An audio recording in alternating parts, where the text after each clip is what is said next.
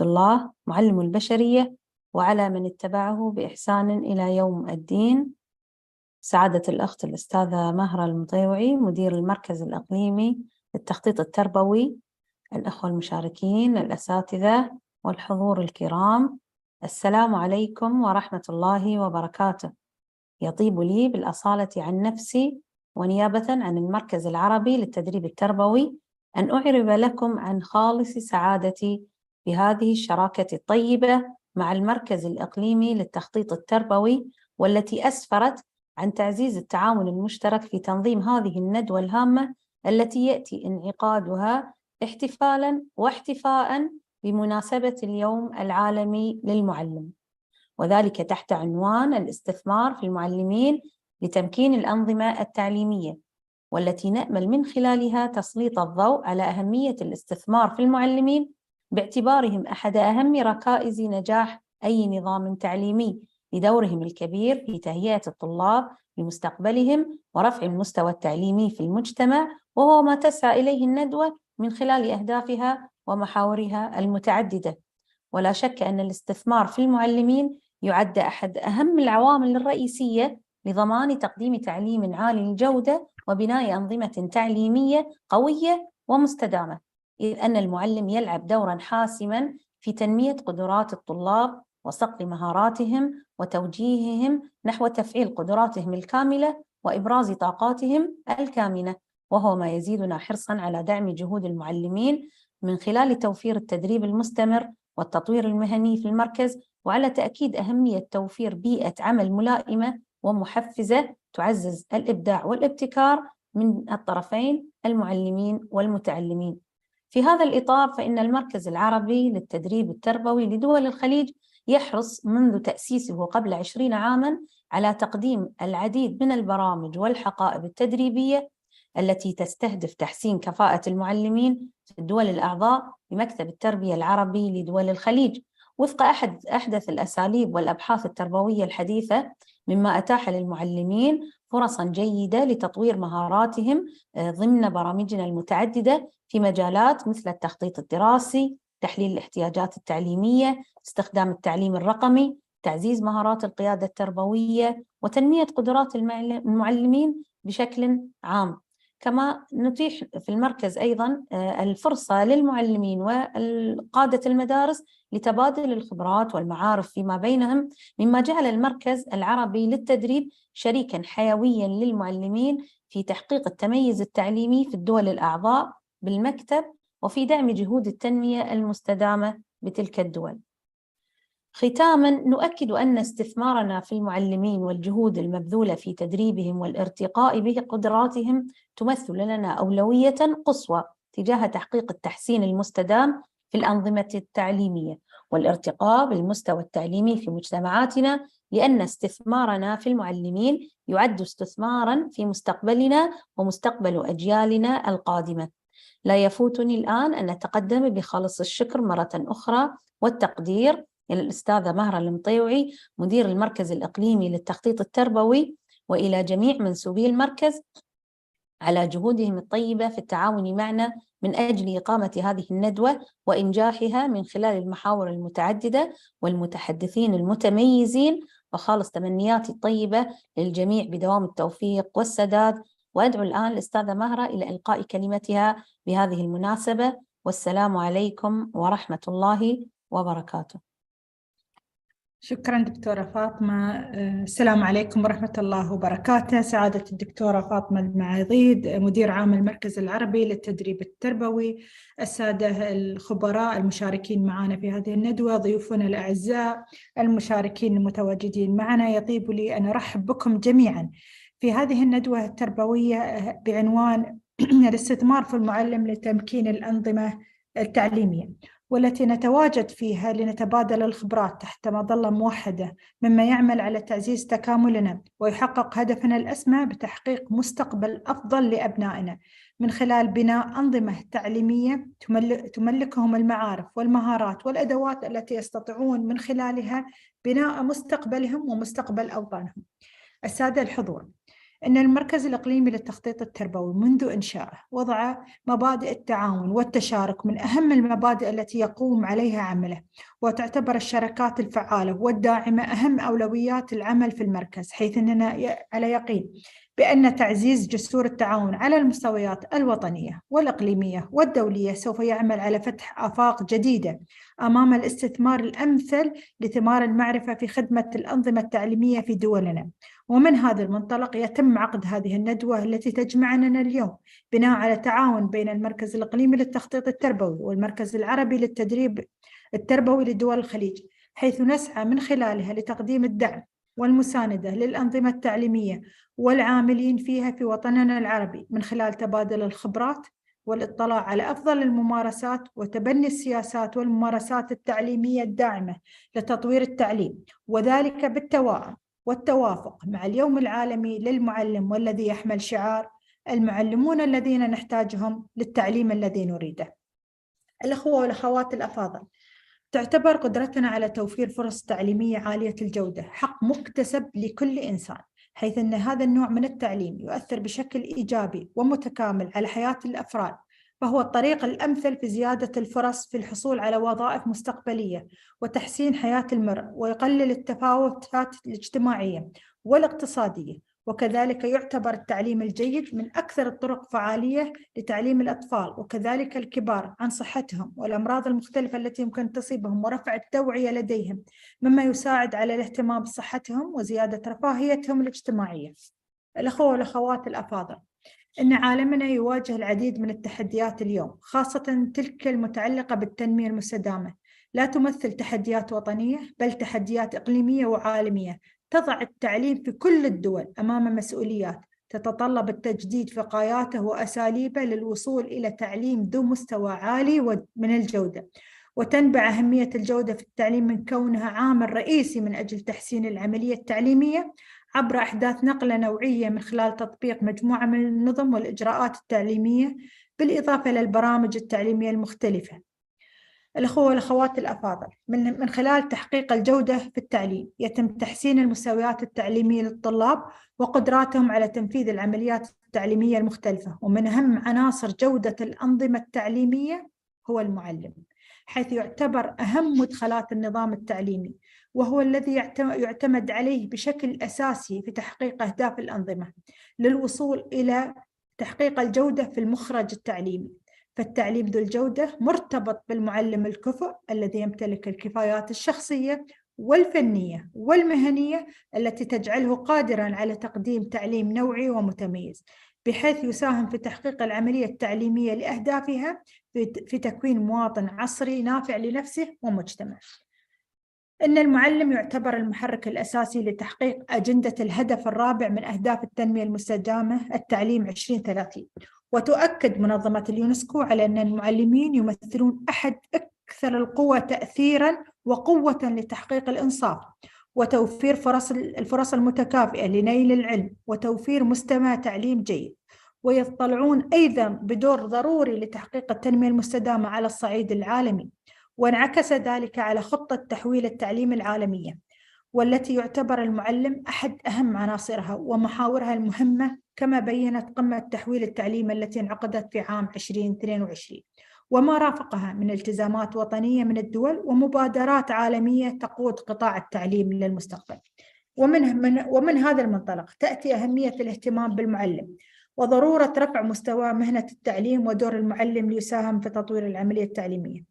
وهذا الاهتمام لا بد أن ينعكس على الخطط والسياسات التي يتم تبنيها من الأنظمة التعليمية في جميع المجالات المتعلقة بالمعلم، من حيث الإعداد والتأهيل والاستقطاب والتطوير المهني والبرامج الداعمة لجودة أدائه ورفاهيته وصحته النفسية.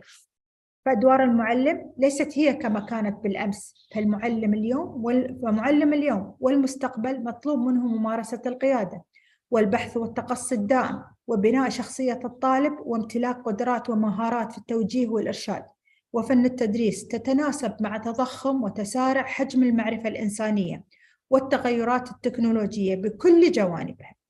الأخوة والأخوات الأفاضل، في ظل هذا الاهتمام العالمي والإقليمي بالمعلم وسياساته، وقد تم اختياره كمحور من أهم المحاور التي يعمل عليها المركز الإقليمي للتخطيط التربوي ضمن خططه وبرامجه التشغيلية، حيث تم تنفيذ العديد من البرامج المتخصصة لتطوير سياسات المعلمين على المستوى الإقليمي، كما تبنى العديد من البرامج التي تعمل على نشر الثقافة التربوية المتعلقة بقضايا تطوير المعلمين ولجعل المعلمين على صلة دائمة بأحدث المستجدات وأفضل الممارسات في قطاع التعليم. كما نفذ المركز عدة من الدراسات متخصصة في مجال المعلمين ورفع كفاءتهم المهنية، وقد تم نشر توصيات هذه الدراسات على مستوى الوزارات والمؤسسات التعليمية على المستوى الإقليمي.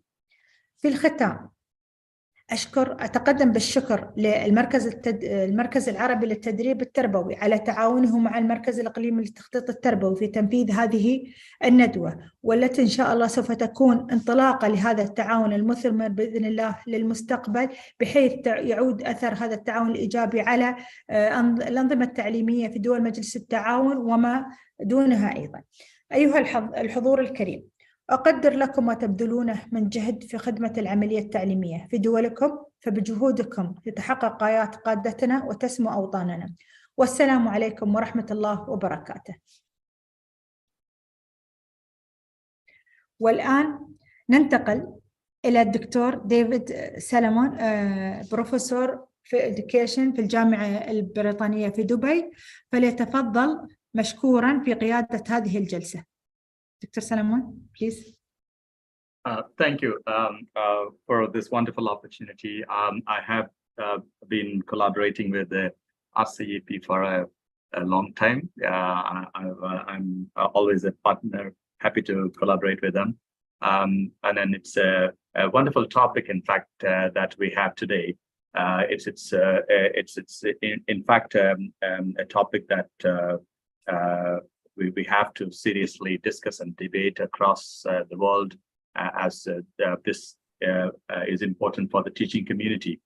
Teachers are pillars of the important pillars of society, and they contribute to the nation development and developing future citizens. So we are all aware of that, and how teachers are treated and how teachers are supported and developed across the world is a big debatable topic. We have two wonderful speakers today with us. Obviously, they have invested heavily in this field for a long time. So they are here to share their thoughts with us. Right now, as we are talking about the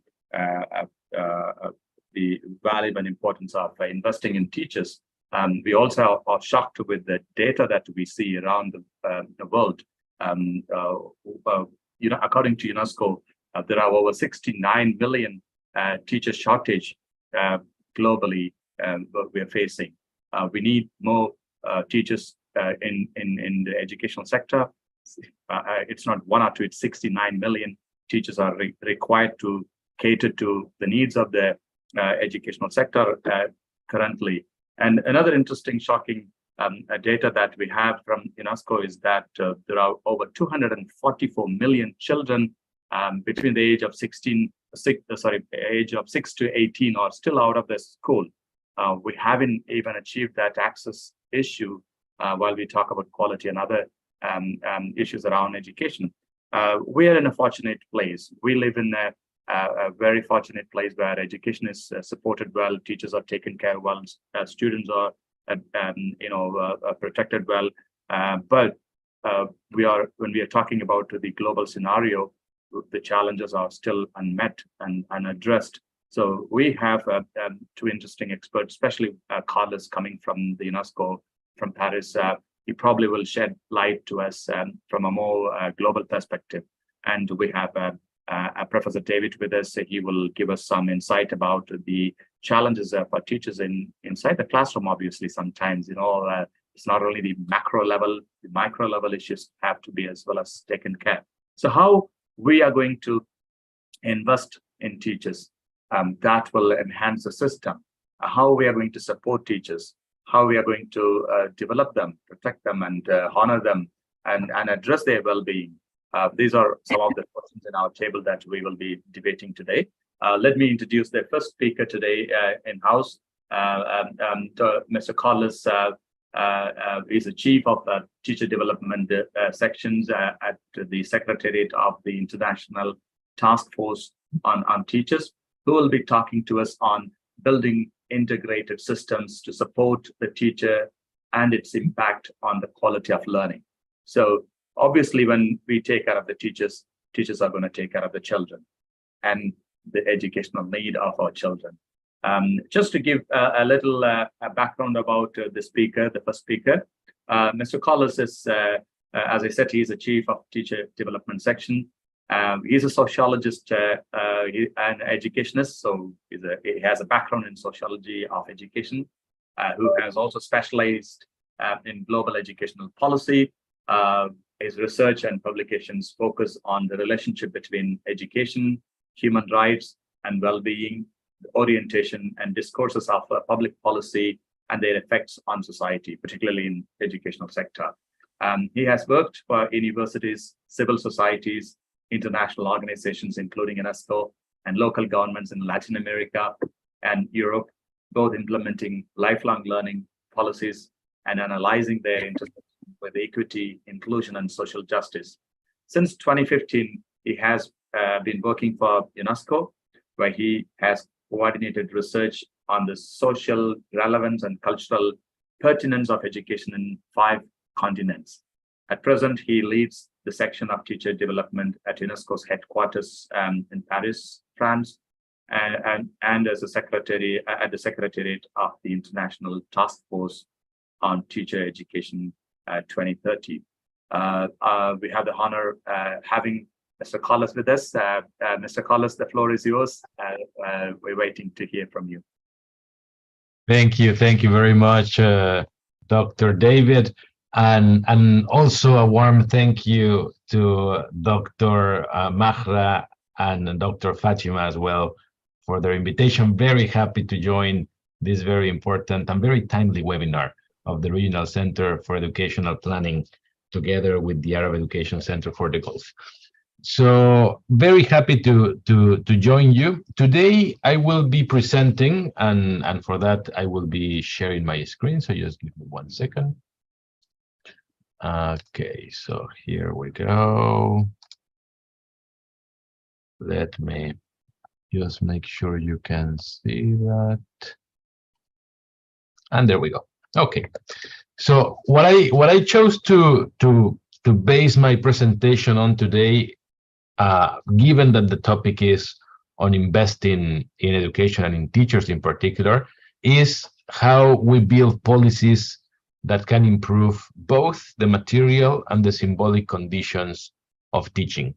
The intention here is to provide you with some specificity in terms of the investment that's needed and the link that David was making a reference to between, on the one hand, the policy or the macro level and the micro and the classroom level and its implications. Let me begin with a little bit of context. Some of the conversations that we have been having globally on teachers have 3 main concerns. The first one is that there is a global shortage of teachers. David was mentioning UNESCO's figures, which, by the way, they will be revised, and we have new data coming up tomorrow, 5th of October, World Teachers Day. So stay tuned to find out new global data on teacher shortages. But we know one of the main concerns around the world is that there are just not enough teachers to achieve universal primary and secondary education. And with this is, of course, the preoccupation that teaching is becoming a profession of last resort. Teaching is not as attractive as it used to be. Young people don't choose to become teachers, and therefore we have a compounded effect of teacher shortages on the one hand, and on the second, we don't have enough teachers to become, enough youth going into the teaching profession and losing its appeal. And we'll discuss that. It has to do with the working conditions, both symbolic and material, that we see. Now, among these preoccupations, we had, as you may remember, the Transforming Education Summit that the Secretary General of the United Nations convened last year, and which focus also on teaching. Some of the challenges that Dr. Mahra mentioned, including sustainability, violence and conflict, discrimination, gender inequality, etc., have actually to do with the responsibility that teachers have in addressing that. Now, we have high expectations for teachers, as you all know. We know how central they are to education. We know how well appreciated they are in a number of countries, but this appreciation is yet not translated into better working conditions, into better forms of contractualization, remuneration, support, and so on. So among these preoccupations, as you might remember, UNESCO put together a report, Reimagining Our Futures Together, which called for a new social contract for education. And in this new social contract, of course, teachers are at the center. And this new social contract has implications for the work of teachers. So 4 of those implications you can see on your screen. One of them is recasting teaching as a collaborative profession and teachers as reflexive practitioners. So this means that teachers can actually collaborate, for example, in education policy. So we know they are very well placed to make educational decisions in terms of curriculum, for example, in terms of assessment, in terms of the whole, I would say, management of education within a school, and so on. So recasting teaching as a collaborative profession has implications in terms of policy and in terms of practice. The second implication is that we need to transform teacher education and professional development. And little by little, we're transitioning from an individual endeavor, a course-based involvement in training, to lifelong learning opportunities, to continuous professional development, which is led by teachers, which is based on the knowledge that teachers produce in the classroom and that they know, and that can be shared by means, for example, of communities of practice, of exchange, of reflection. Now, this presupposes that we conceive of teachers as reflective practitioners. So not only curriculum implementers, but actually public intellectuals, as they have been conceived historically. But that, of course, needs specific training in terms of how to do that. The third imperative has to do with public solidarity to transform teaching. And this has to do with changing and transforming the working conditions of teachers. Sometimes we see the curriculum is very packed, the working hours are very long, there isn't enough time for preparation of class. I mean, we want teachers to reflect and to share, but sometimes we don't have the time or the space for those communities of practice to work. And beyond the specific working conditions in the classroom, workloads, etc., we had, as we said, the contractual and the remuneration. But there's also something that has to do less with the material and more with the symbolic conditions of teaching. And that is how much we trust what teachers do. And the matter of trust is very important because teachers actually need that trust, need the autonomy, need the agency to be able to make changes in education, beginning with the classroom, the school, and education policy. So agency and autonomy are important elements to transform and to see the role of teachers beyond the schools. As we said, in educational decision-making, in public debate, teacher voices are very important, and we need to hear more from them. Now, how can we address all of these issues? How can we lead the transformation of education? How can we address the global shortage by means of investment and others? How can we make the profession more attractive?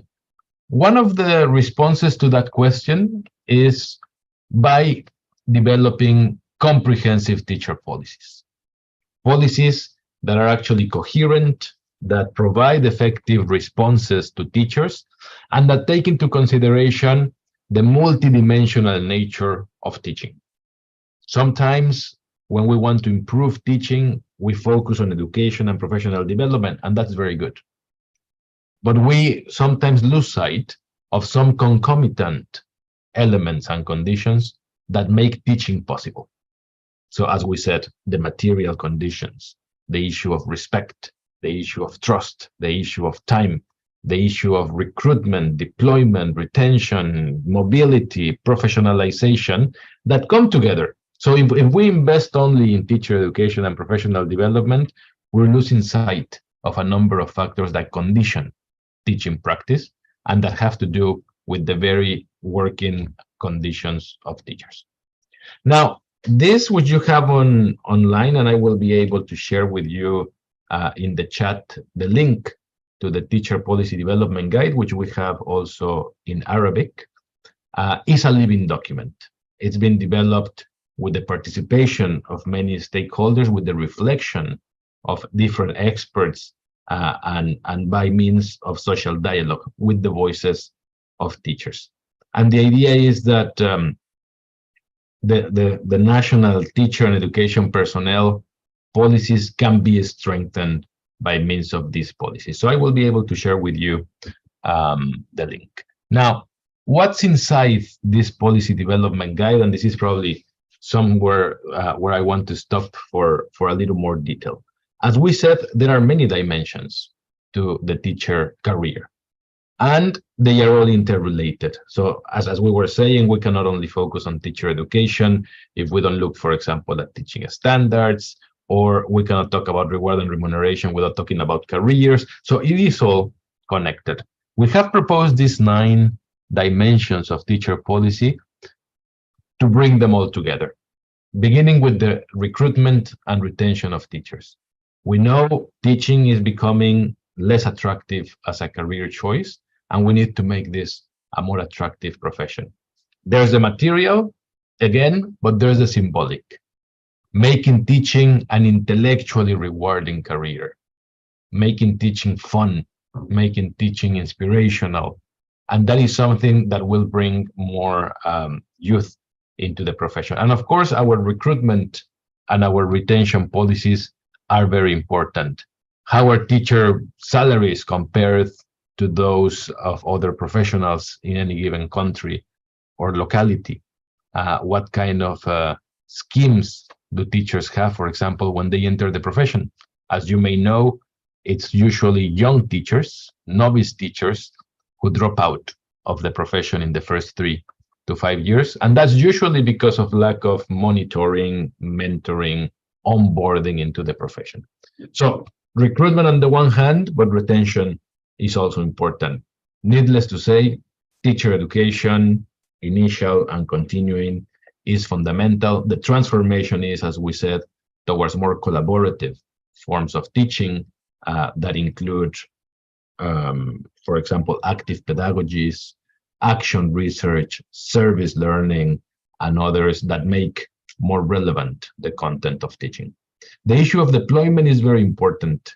We see there's a gender inequality in terms of teachers. For example, in early childhood care and education, we see a majority of women in different countries and at global level. But as we go up the ladder into higher education, we see this trend is actually reversed. So that is something that we need to look at. The deployment has to do with gender, but it has to do also with the urban and the rural areas. Do we have the best teachers only in the best schools in the great cities? Or do we have the best teachers where they are needed most, which are the most difficult places, where we have multi-grade, multi-level, multilingual, and diverse classrooms? So deployment is important, and there should be a stimuli for teachers, for the best teachers to go to the hardest places. This can be done by means of housing facilities, by means of incentives, subsidies, career points, etc. Which leads me to the issue of career structures. Teachers need to have a horizon as to where they can move. One can become a teacher and love it and be a teacher for a lifetime, but it's always exciting to have different pathways to turn to. A teacher can also be a mentor, can also be a teacher trainer, can also be a school principal, an inspector, a school leader, a functionary of education, etc. These careers actually help teachers remain in the profession and give them a sense, of course, of belonging to a trade, to a professional body. We have spoken of employment and working conditions. I will not say more. The rewards, the remuneration of teachers is very important. And here, the reward can also, as we said, have a symbolic dimension. For example, by means of recognizing the work of teachers. You know, all of the public events, all of the prizes, teacher prizes that we have, many of them around the world, that speak and recognize the work of teachers, but that also help bring together teacher knowledge to share with others. The issue of teaching standards is also important. Here we know and we understand standards as a social consensus. This is how a society decides what are the minimum knowledge, know-how, experience, ethical codes of conduct, and the such that teachers should have in order to enter the profession. So the process of building standards, on the one hand, is very fruitful for a society to agree on the minimum standards. But secondly, for the utilization of these standards in reforming teacher initial training, in reforming the career structures, in reforming the professional development, etc. This is always hand in hand with teacher accountability. We know teachers have rights, but they also have a responsibility for their classrooms. And finally, in terms of school governance, the way, for example, the school leaders, the infrastructure, the enabling conditions for teachers allow them to thrive, allow them to flourish. So just to say, you can scan, and I will share my presentation with the organizers.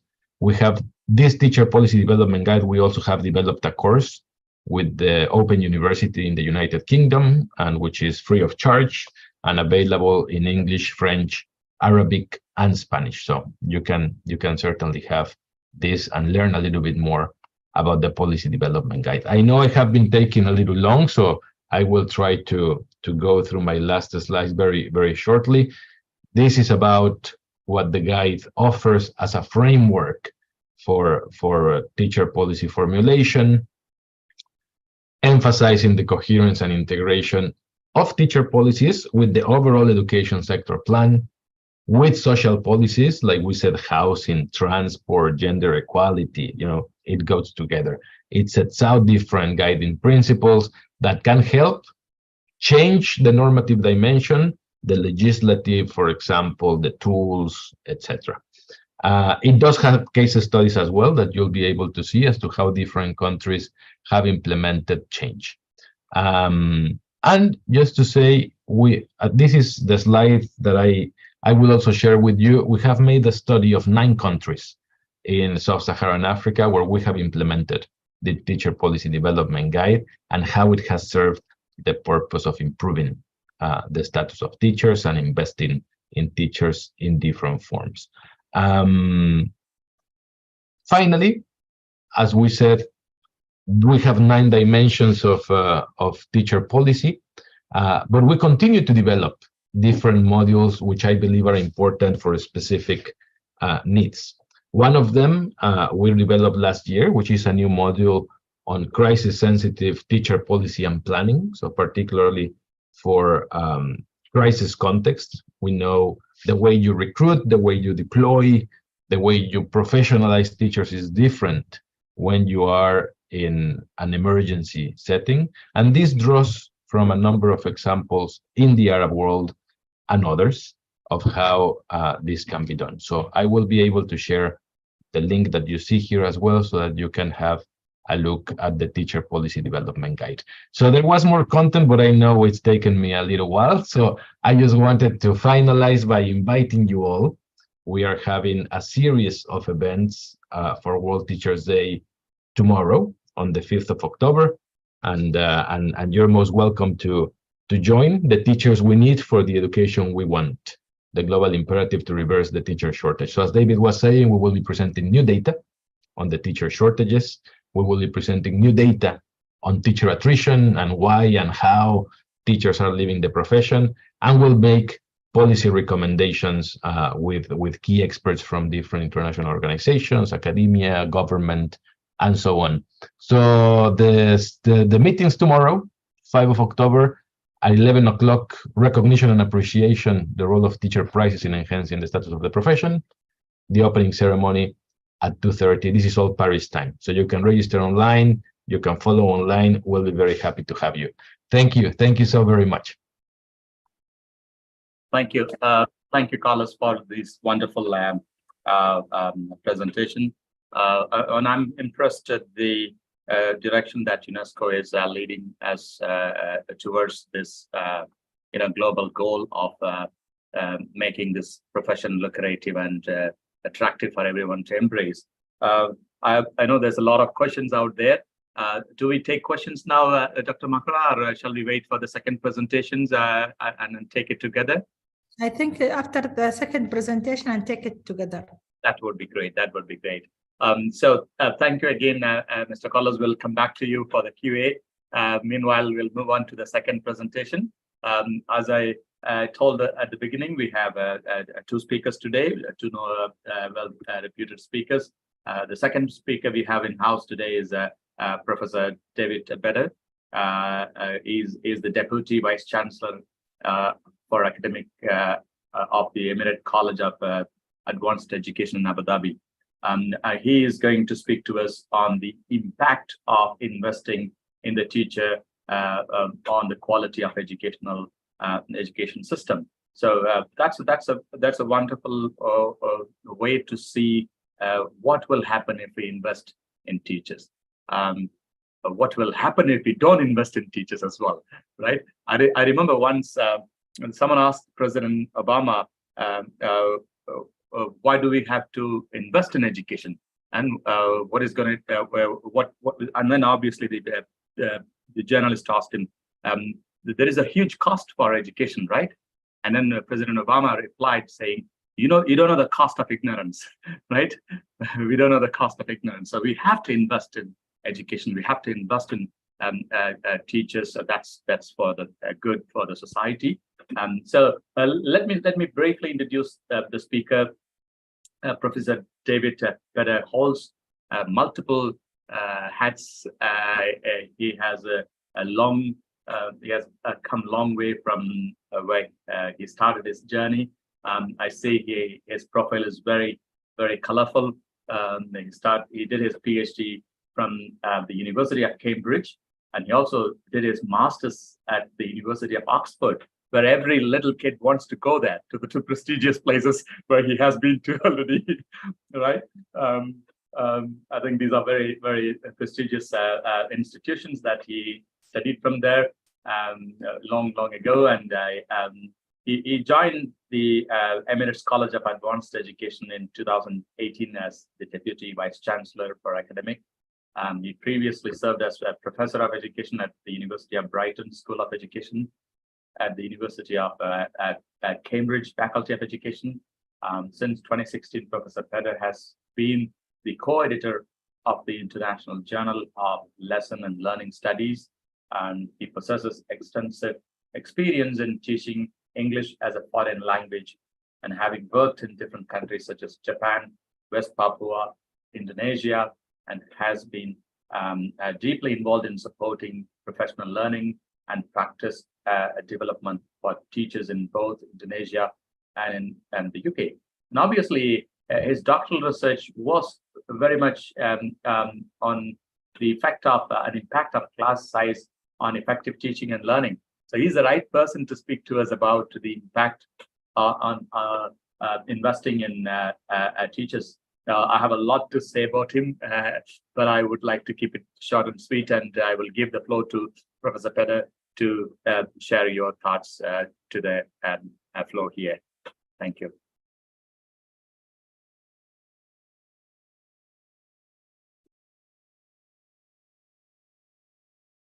I think you're muted, I guess, Prof.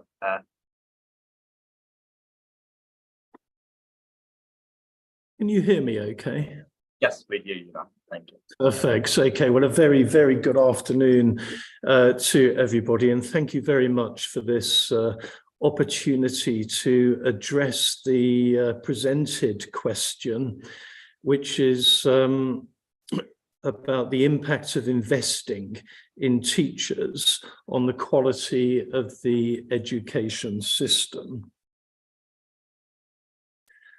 I want to start this little talk looking at this question about how the landscape of classroom teaching has changed dramatically over the past 40 years.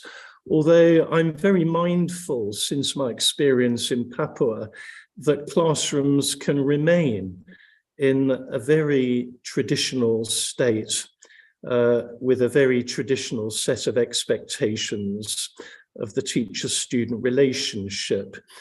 But the pedagogic world and the classroom teaching world has moved on.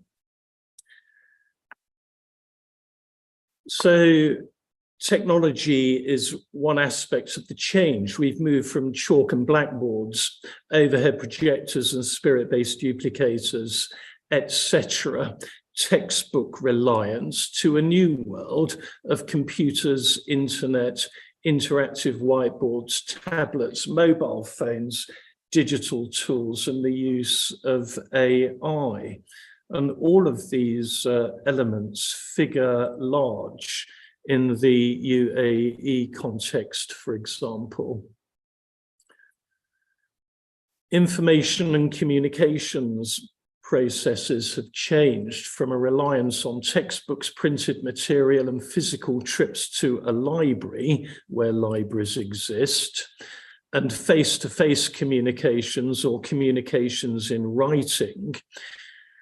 They're increasingly replaced with immediate online access to all manner of information, data, perspective, and communications platforms like this for instantaneous communications with people with whom we do not enjoy physical co-presence. Pedagogy. The landscape of pedagogy has changed considerably from teacher-centered methods, an emphasis on rote memorization, teacher lectures and textbook tasks completed individually in silence. This was my experience of the school classroom in the 1960s.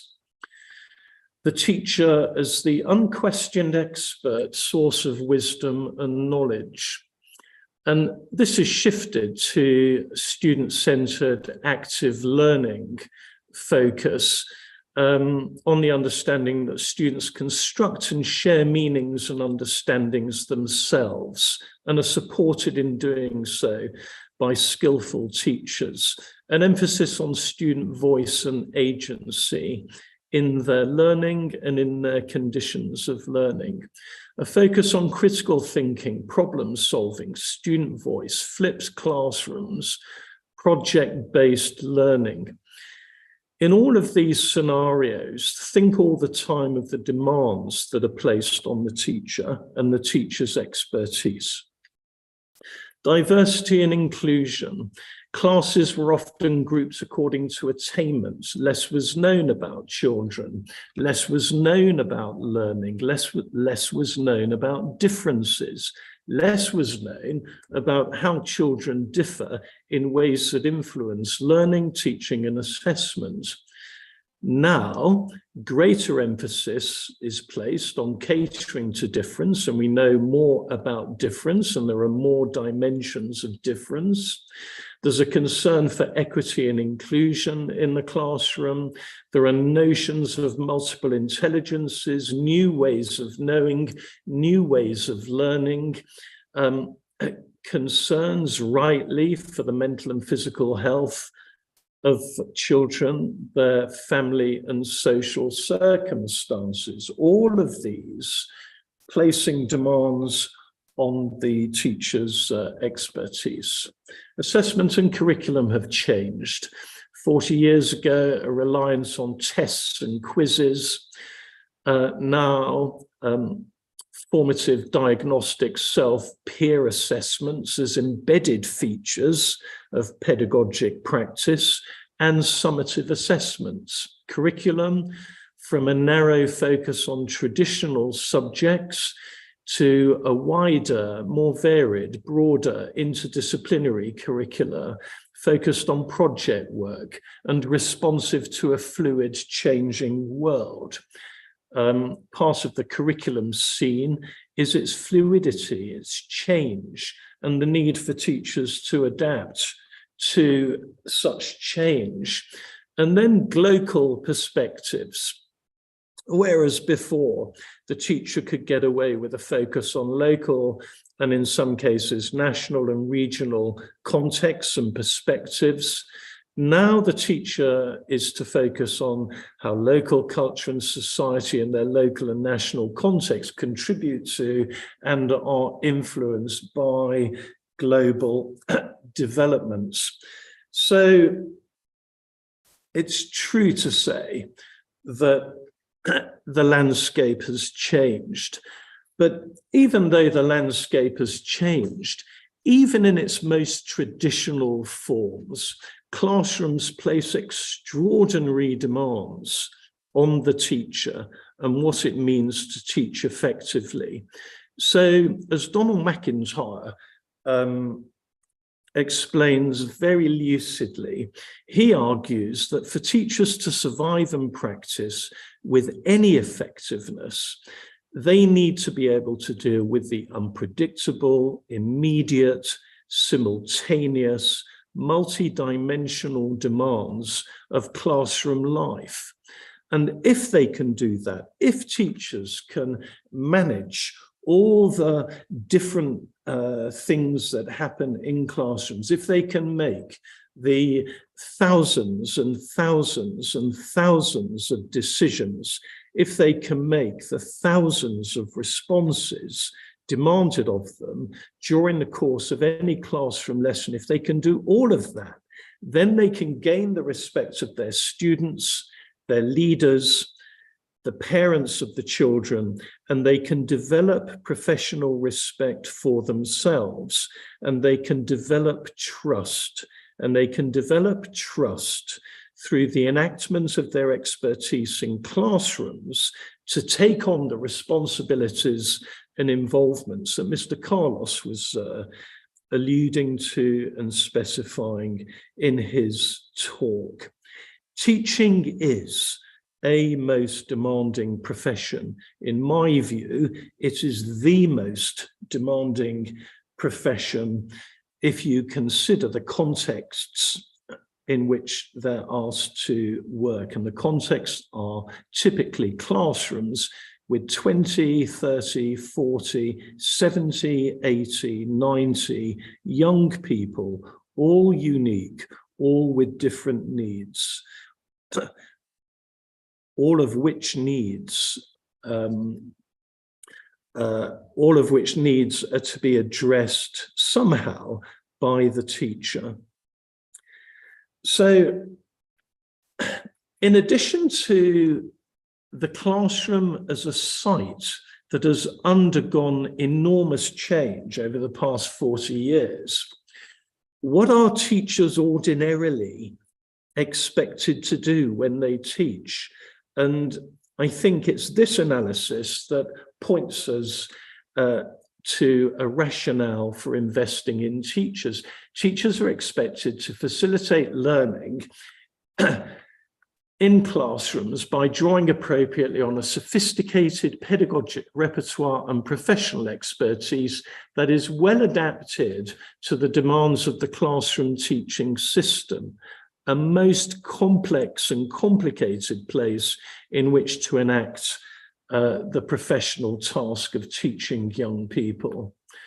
Teachers are to uphold the heritage, culture, language, moral values of a society. They're to instill character and citizenship. They are to embody integrity in their enactment of professional conduct and values. They are to cultivate future-oriented skill sets and dispositions, including resilience, entrepreneurship, teamwork, critical thinking, global citizenship, and they're to incorporate technological innovation in classroom practice. And when you consult standards documents, when you look at competency frameworks, these are the taken for granted skills, knowledge, understanding, values, beliefs that teachers are to embody day in, day out. How are they to do it? They are to understand the education ecosystem and establish and maintain partnerships with teachers, parents, higher education institutions, community and industry stakeholders, both locally and globally. We get a sense of how very expanded the demands that are placed on teachers are, and the expansion in the nature of the expertise teachers are to possess, develop, grow, and apply appropriately. They are to be collaborative, responsive, innovative, inclusive, and reflective, lifelong learners. And in addition to all of this, they're expected to be practitioner researchers and acquire and use appropriately the skills of research. They are to develop, adapt, and apply a sophisticated expertise to cater to an expanded range of learning needs of different student groups. And they're to continuously enact critically reflective processes of professional learning, unlearning, and relearning in fluid worlds of practice change.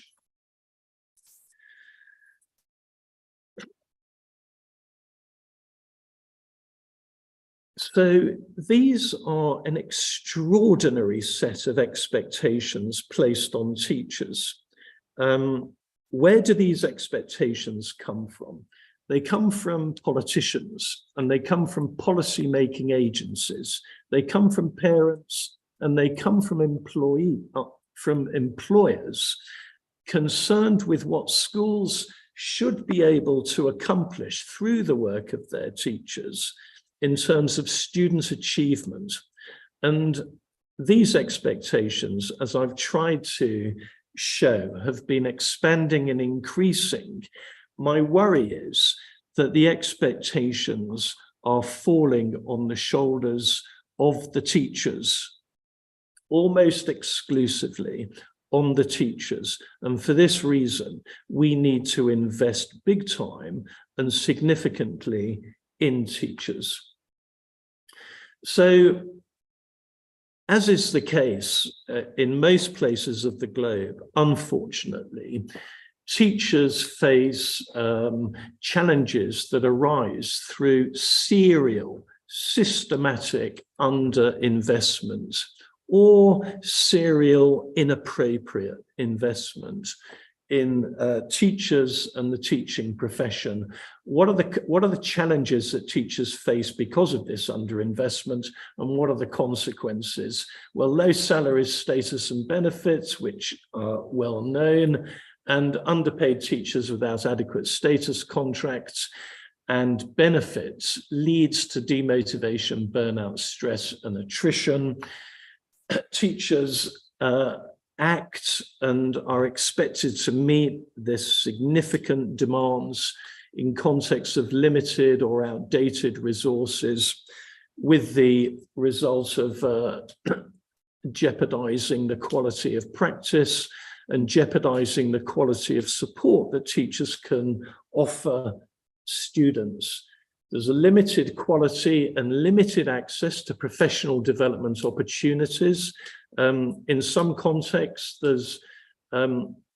it's not a problem of limited access, it's plenty of access to the wrong kinds of professional learning opportunity that teachers need for their growth. Most teachers operate in contexts of impeded growth through either a lack of appropriate professional learning opportunities or a plethora of entirely inappropriate professional learning opportunities. Class size is often presented as a source of constraint on effective classroom teaching and learning. And the standard consequences put forward here are overcrowding, teacher stress, reduced opportunities for personalized pedagogies, personalized learning schemes and opportunities. As we saw on the first two slides, demands on the classroom teaching system. The classroom teaching system is typically one teacher with 20, 30, 70, 80 students in the class. Demands are increasing. The classroom teaching system that still operates worldwide and which has been operating for over 100 years, despite all the changes, may be reaching its limits of effective practice, and the implications for teachers, teaching, and the quality of learning are significant and need to be addressed. What is to be done? What is the appropriate investment options that we can recommend? Well, from my side, I've identified on this final slide 4 groups, if you like, of investment recommendations. One is investment in improved remuneration, status and benefits. This will enhance teacher motivation, leading to higher retention and enhanced practice. This is straightforward. Second, it's not straightforward to achieve. It's a straightforward idea. Second, investment in adequate and up-to-date resources and technology. This enhances the quality of practice, which can lead to improved student outcomes.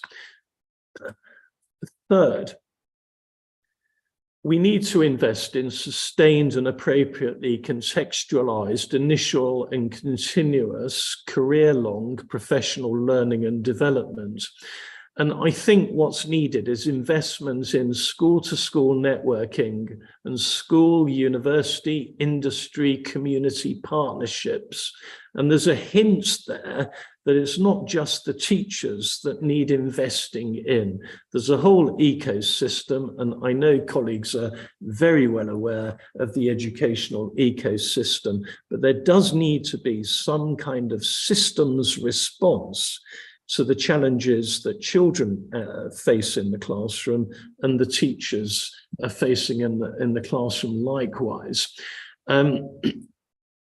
As well as the networking and the general initial and continuous professional learning, we need to invest in support for schools so that they can develop and sustain school-based professional learning systems, cultures, and opportunities, ensuring that the best professional learning offered by schools is appropriately contextualized in the cultural and material context of teachers' work and children's lives.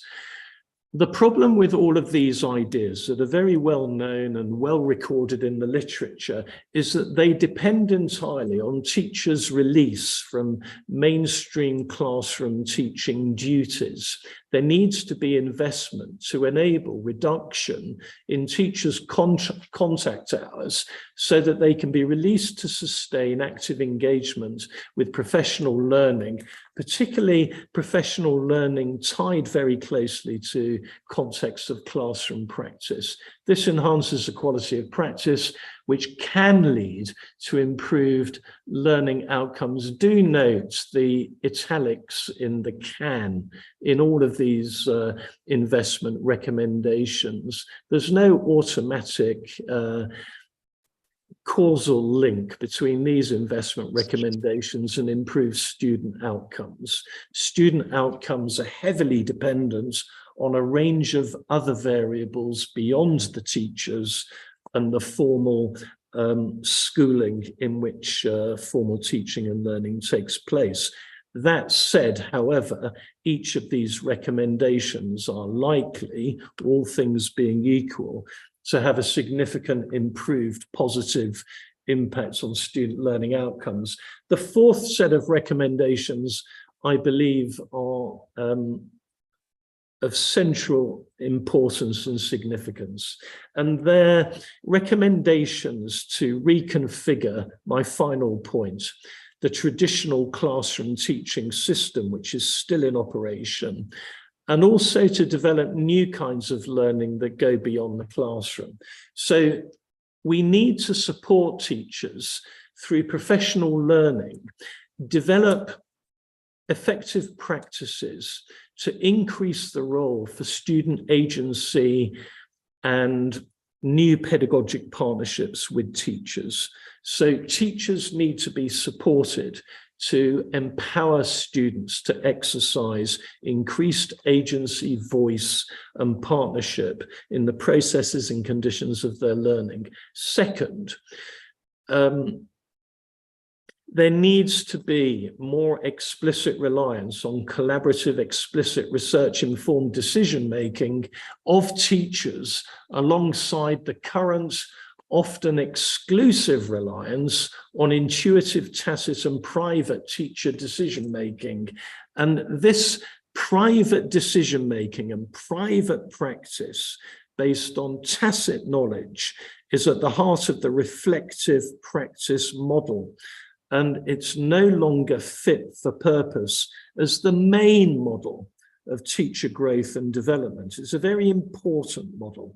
The work of Donald Shern and colleagues in reflective practice is vital, but there needs to be more explicit modes of teacher knowledge use in classrooms, and that's supported through increased collaboration and increased research, practitioner research carried out by the teachers themselves. Third, there needs to be a different balance between exclusive decision-making and practice by professional teachers in classrooms. They need to share the classroom space with groups from beyond the classroom. So it's true that teachers accept the central role in supporting the learning of children in classrooms, but they can't do it alone. So there needs to be overt partnership, sharing of role with other professionals. And for this, there needs to be new partnerships with social community, industry groups. And for this, it needs to be done by the teachers, and teachers need to be released from their routine work in order to do that. And then my final recommendation is a very different balance between the amount of pupils learning undertaken in schools and classrooms and the amount undertaken in other kinds of social groups and settings, including industry, community groups. And for this, there needs to be a new institutional contract that recognizes that schools, while central to the learning success of children, need to be able to partner with other entities and other institutions in a multi-agency solution to the embedded problems that we currently face. So thank you very much indeed. I think I probably overran there, but thank you. Thank you, Professor Peder, for your wonderful and detailed discussion on the topic. I think in the interest of time, We have a very few questions that we would like to put forth for a quick discussion before we move to the next session. So there are two questions that I have picked from the chat. So the first question is to Mr. Carlos. The question is regarding teacher roles in the context of digital and artificial intelligence. What are the most important standards for integrating teachers into the smart digital environment? So this is a big fear that everyone is going through, the invasion of artificial intelligence and how this is going to pose challenge for teachers. Thank you very much for the question.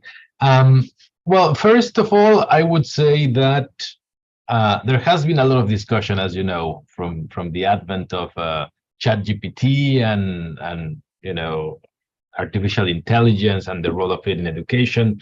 So there has been a lot of discussion, and this is not new, from different technologies. Let's not forget the book was a technology back in the 15th century. So technologies do change, and the fact of the matter is, how do we use them pedagogically? Now, the internet, artificial intelligence have revolutionized the way information is produced and spread. But the fact that we have a lot of information online, content available 24/7, curricula that could be put on digital repositories, and given that there's access, of course, we know there's a gap in terms of access. There's a digital divide, but even there where there is access, this calls more for a more prominent role of the teacher rather than technology being a substitute for the teacher, precisely because the same purpose of education remains in terms of making sense of the world, of understanding it better. So the fact that there's a lot of more information out there that's readily available can actually make the job of teachers more challenging in developing critical thinking and skills to disentangle the fake from the truth, to make ethical judgments about what they read, what they see, etc. So just to say, it is true that the digitalization and the digital transformation is a reality. So we need to adapt to these digital ways because digitalization and digital resources hold promise for transformation, for access, for example, of education. We saw that during the COVID, when the schools shut down in a number of countries. So we saw, for example, that the digital technologies can broaden access to education, given that connectivity is available. And so, that is something very, very important. So there's promise, but there's also perils that we need to be aware of. Thank you, Carlos. Just quickly, I know I've been following UNESCO's activities for a long time, and every time we face some challenges in the education sector, the bottlenecks we go through, UNESCO often come out with a very simplified guidelines to help government and practitioners to do that. And I know the International Institute for International Educational Planning, the sister concern next door for you, that they often collaborate with you in developing short booklets and guides that will be helpful. I'm just curious, is there anything that is in pipeline that UNESCO is working in line of the, dealing with the AI and all of these things? Just quickly. There is indeed. Let me just mention two pieces. One that already exists and that I can share also in the chat is the ICT framework for teachers that we have. We have a competency framework for teachers on the use of ICTs pedagogically. So that already exists, and we can share. There have been different national adaptations, and we're currently developing a framework for AI competencies in teaching. How do we make the best of artificial intelligence? Just to remind you, and you can certainly look at the work that UNESCO is doing in the normative dimension on the ethics of artificial intelligence, which is something that we are of course, concerned of. But we'll be happy to share that, just to announce they are in the making, and they will probably be coming out early next year. Thank you. Just before we move to Professor David, the last, just a quick question, because you talked about the teacher, the policy on teacher development that UNESCO came out with. One of the big critics about policies on teachers around the world, teachers often say that teachers are never been consulted for policies on them. I'm just wondering how many teachers were involved in the making of that policy from UNESCO, or was it just the top-down, a few bunch of elite intellectuals at Paris developed it, or whether teachers around the world consulted and involved in this process? Thank you for the question. It is a very important one, because we are actually teaching with example. The teacher policy development guide was developed through social dialogue. This means we worked with teachers and teacher organizations, actually, regarding the normative frameworks. There are two normative frameworks which are important to bring to mind. The 1966 recommendation concerning the status of teachers from 1966 with the ILO, and the 1997 recommendation concerning the status of higher education teaching personnel. This, of course, call for the participation of teachers in the development of policy. So one of the modules that you will see in the guide have to do with how do we open spaces for social dialogue between teachers, teacher unions and their organizations, employers, because sometimes it's private education, and the government. So this is our proposal, and our work in many countries is to sit down with all of the stakeholders and to listen to what are the demands and the voice of teachers. That's it. I was just provoking. I know this is a standard practice at UNESCO, but I was just trying to get it from your words. Thank you, David. Thank you, Carlos, again. Let's move to Professor David Pedder. That was a very, very excellent overview that you brought from the impact the investing in teachers creates. We have a particular question from a participant who's asking you this interesting question. Professor David, you discussed notable shifts in pedagogical approaches and tools. You mentioned about that over the decades, what has happened. Have these processes involved in teacher professional growth and development experience a similar shift, or are these processes just tacit and timeless? Thank you. That's a very good and very timely question. So one of the important characteristics of effective university programs of professional development is the content of pedagogy just as much as the process of pedagogy. And a lot of programs focus on the process of pedagogy and don't provide, in my view, a sufficiently explicit account of what counts as a pedagogic entitlement for students. So to give you an example of that, here at Emirates College for Advanced Education, on all our programs, we offer signature pedagogies.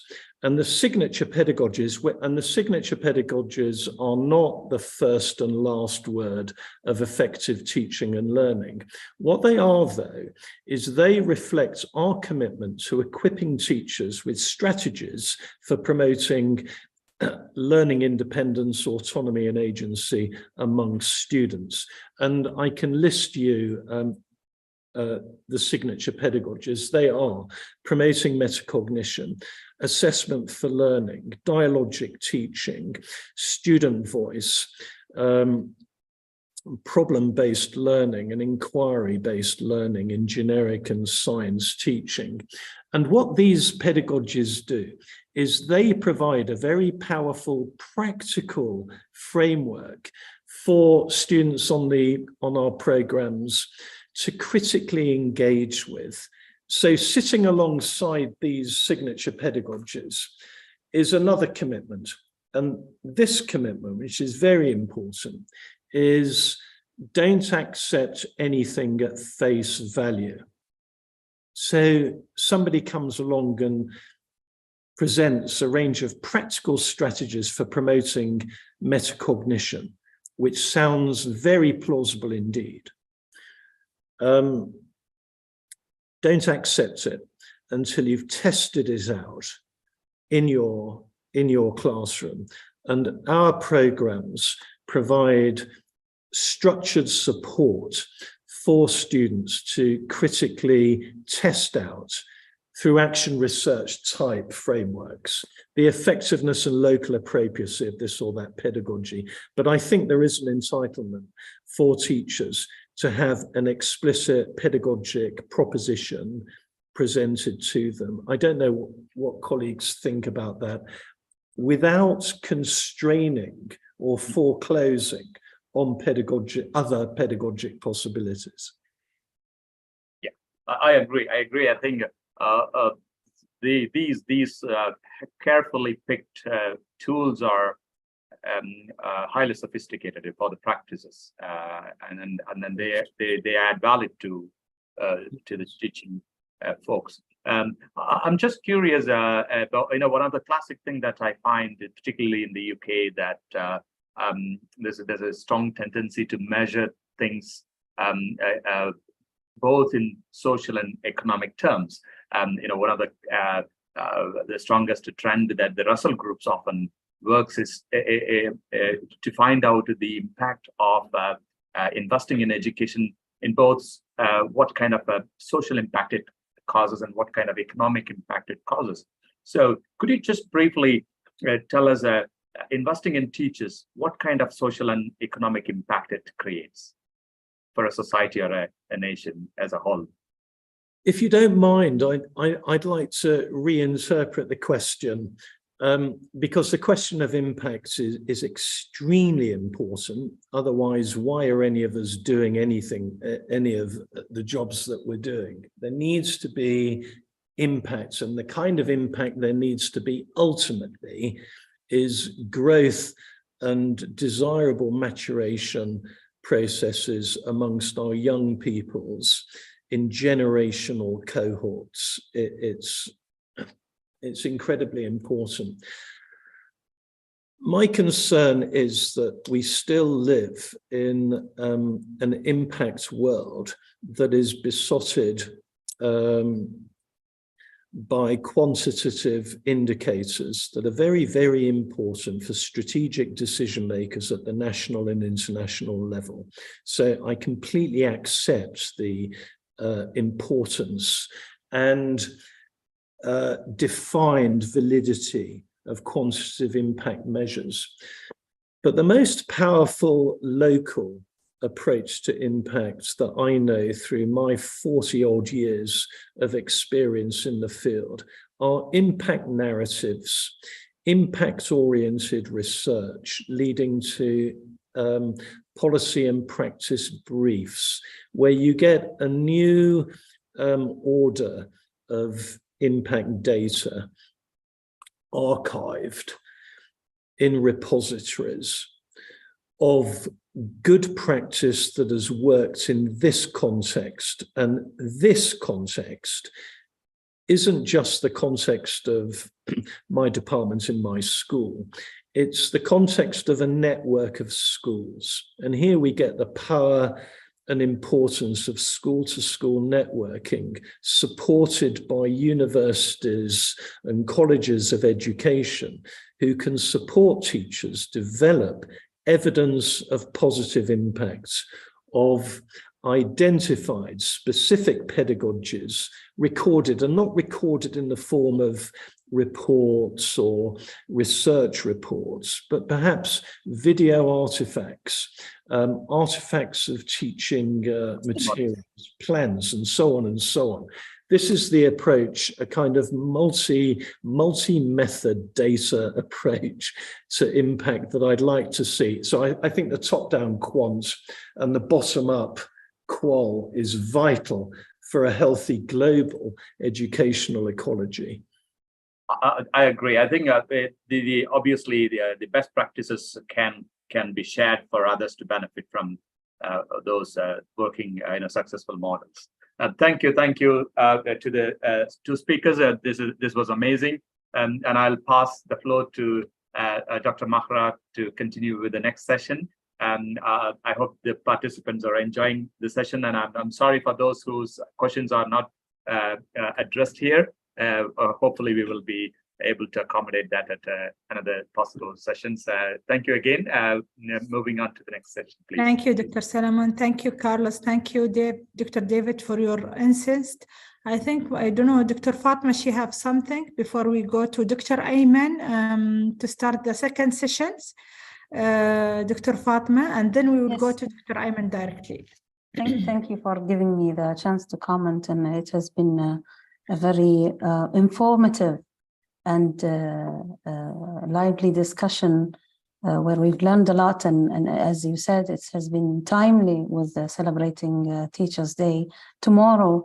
I think there is a lot of concern from the teachers and the field about the use of AI, and here at the center, and I'm sure these initiatives have been done all over the regions and all over the world, is how to harness such technology. And I think if we approach it with less fear and more as a tool that could be utilized by teachers, policymakers, and students as well. And it's also a chance for us to reverse from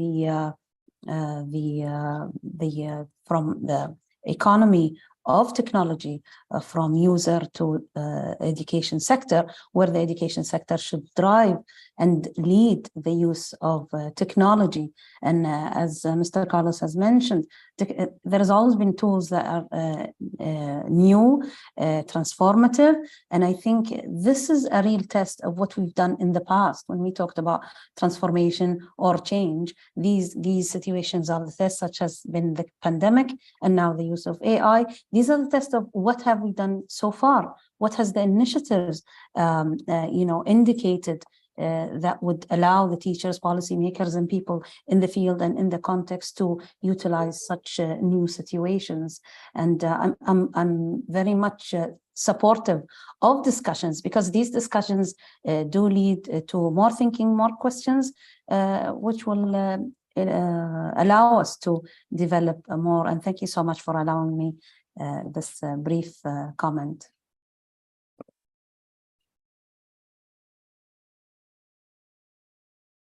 Now I think we'll leave the floor for Dr. Ayman, our colleagues from Abu Dhabi University. Dr. Ayman, you can start. Thank you so much. Welcome again, panelists, attendees, Dr. Fatima and Ms. Mara, for the second session of Investing in the Teacher to Enabling Education System Symposium. Our second session will also have two presenters, two, I believe, impactful presentations, since we are still talking about artificial intelligence also in the role of empowering teachers to further develop the school systems and the students we are working with on a daily basis. First presenter will be with us Professor Lo E. Ling. Professor Lo will lead us for the next 20 minutes on the impact of the teacher on the development of the student. Allow me to introduce Professor Lo with a short introduction. Professor Lo E. Ling holds the position of Dean, Academic and Faculty Affairs, having previously served as the Dean of Teacher Education. She's a distinguished professor of education, specializing in applied linguistics and teacher education within the English Language and Literature Academic Group at the National Institute of Education, Nanyang Technological University in Singapore. Her educational background includes a degree in linguistics from the University of Cambridge, UK, supported by the NTU-NI Overseas Graduate Scholarship. Notably, also, she was awarded the Fulbright Advanced Research Scholarship, which she utilized at the Lynch School of Education, Boston College. Professor Lo is internationally recognized for her expertise in teacher education and world Englishes. She holds significant editorial roles, including editor-in-chief of the ALA Review and various series editorship.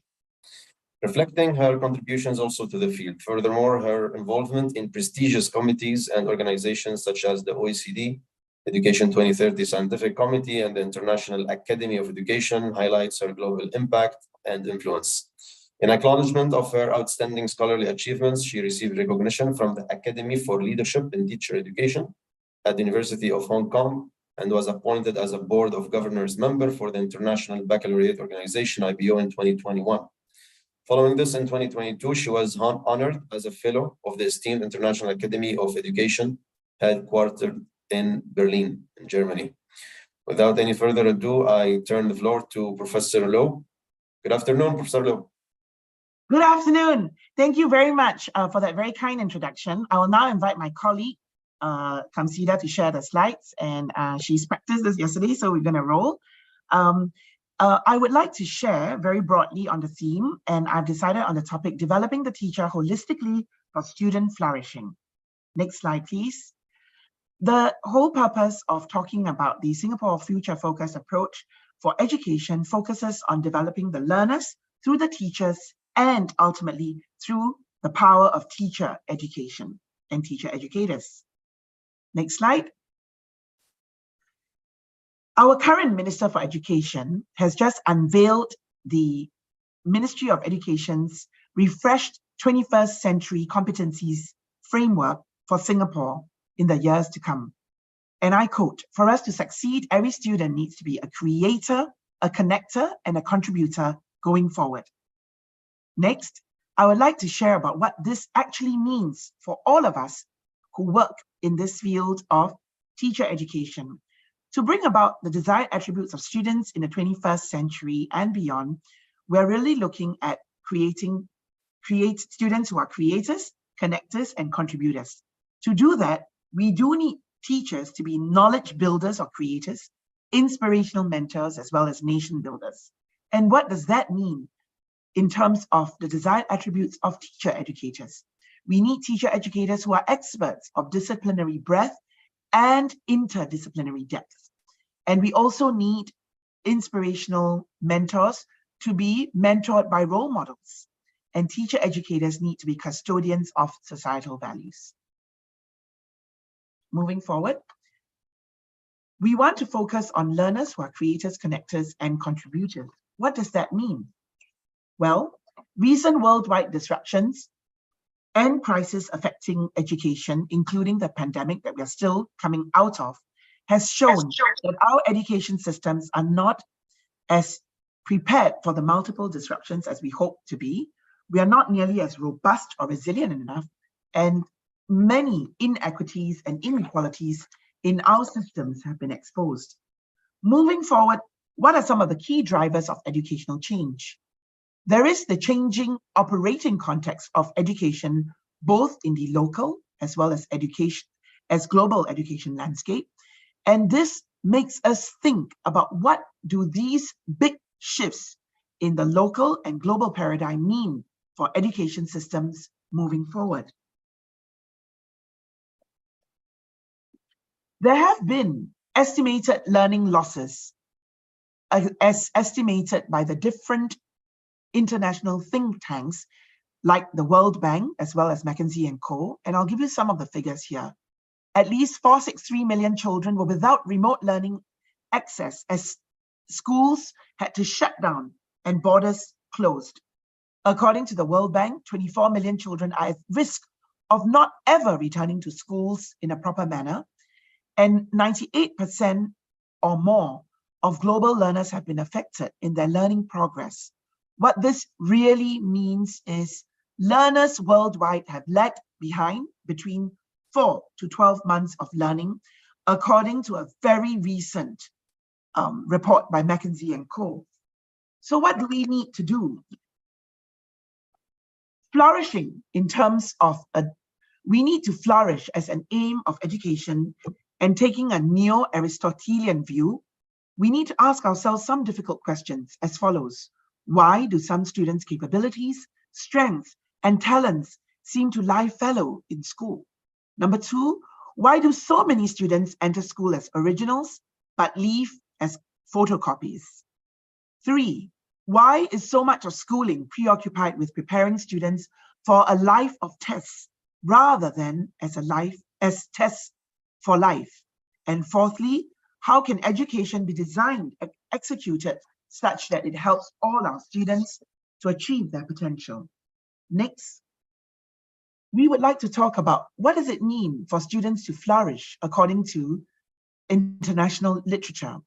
Flourishing students means designing a positive education program, and some of the well-being themes include mental resources, social and emotional competence, and resilience. We need to also have a beneficial impact on students' positive effect and to try to negate daily negative impacts. We now move on to the teacher. We mentioned earlier in the summary slide that teachers need to be knowledge builders, inspirational mentors, and nation builders. What does this mean for teacher preparation? We need to focus on holistic teacher professional development that must include knowledge and skills development, but it must also include the heart, the soft skills, the character and values of our teachers. Moving forward, we need to reimagine a more equitable and resilient K-12 education system. What does that reimagining entail, according to an article by Byron et al. Published in 2020? And on the right, I've summarized the main points for us. Number one, we need to get the basics right. What is it that we want to teach in a limited amount of time? Number two, we need to support our children holistically. Number three, we need to help our students to adapt to the future of work and to invest in new models of teacher preparation and development. Ultimately, we need to be reminded, as mentioned by McKenzie and Co. in a very early report, how the world's best performing school systems come out on top. And I quote, "The quality of an education system cannot exceed the quality of its teachers." In other words, teachers are at the center of what we do, and teacher quality is considered to be an important contributor towards students' academic success.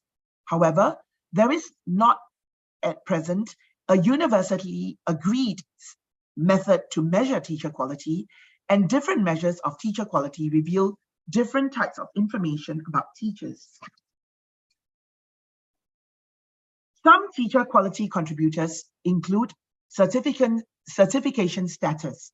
What is considered to be the most reliable and robust predictor of student achievement? And next, professional development activities and teachers' sense of preparedness has been shown to be a strongest predictor of instructional quality across all countries. I would now like to refer to the top 10 skills that employers want moving ahead. This has changed drastically in 2015, 2020, and 2025.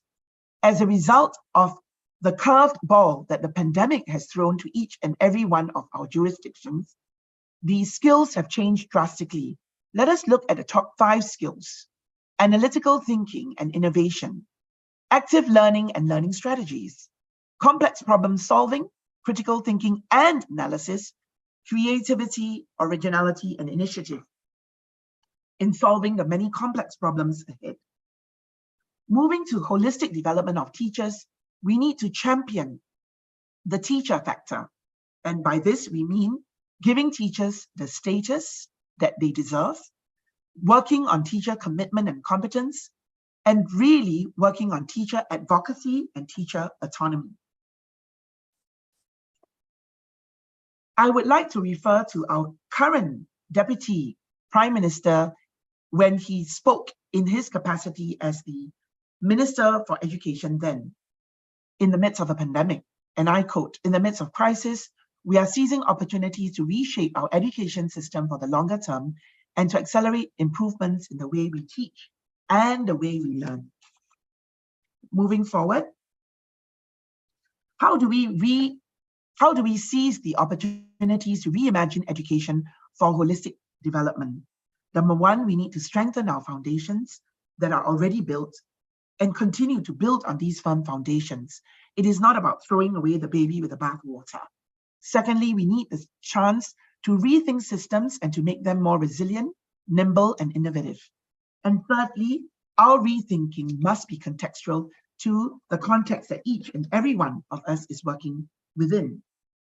Next, when we want to develop the whole teacher, we need to look at the moral compass of the teacher to mobilize skills, knowledge, and competencies for them to meet the complex demands of the future. We need to be guided to make good decisions and to prioritize some of these guiding principles. We need to frame personal well-being and good personhood of the teacher.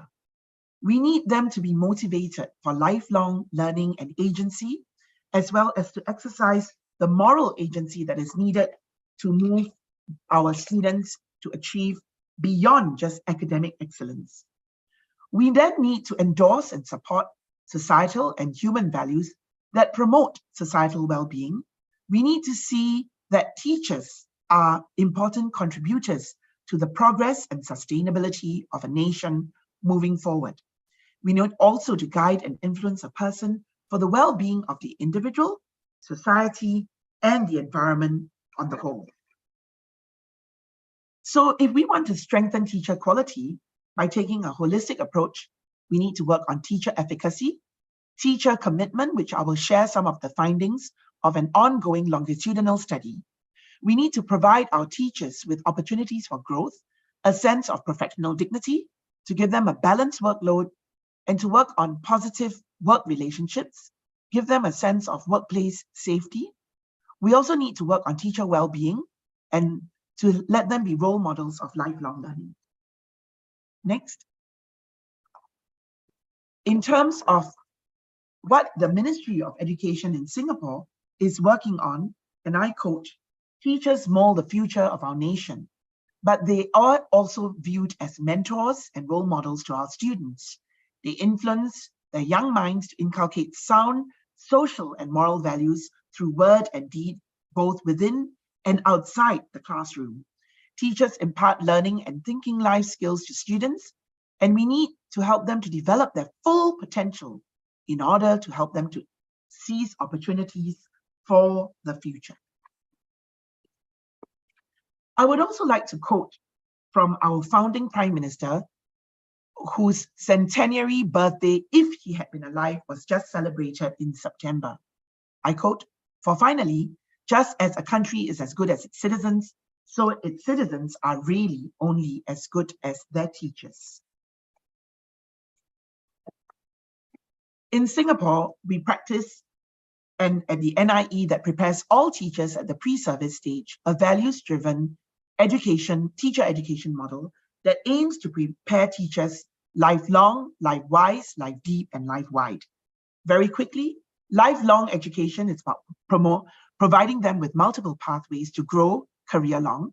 Life-wise teacher education is about building the professional ethos and values of teachers through values-based education and strong personalized mentorship.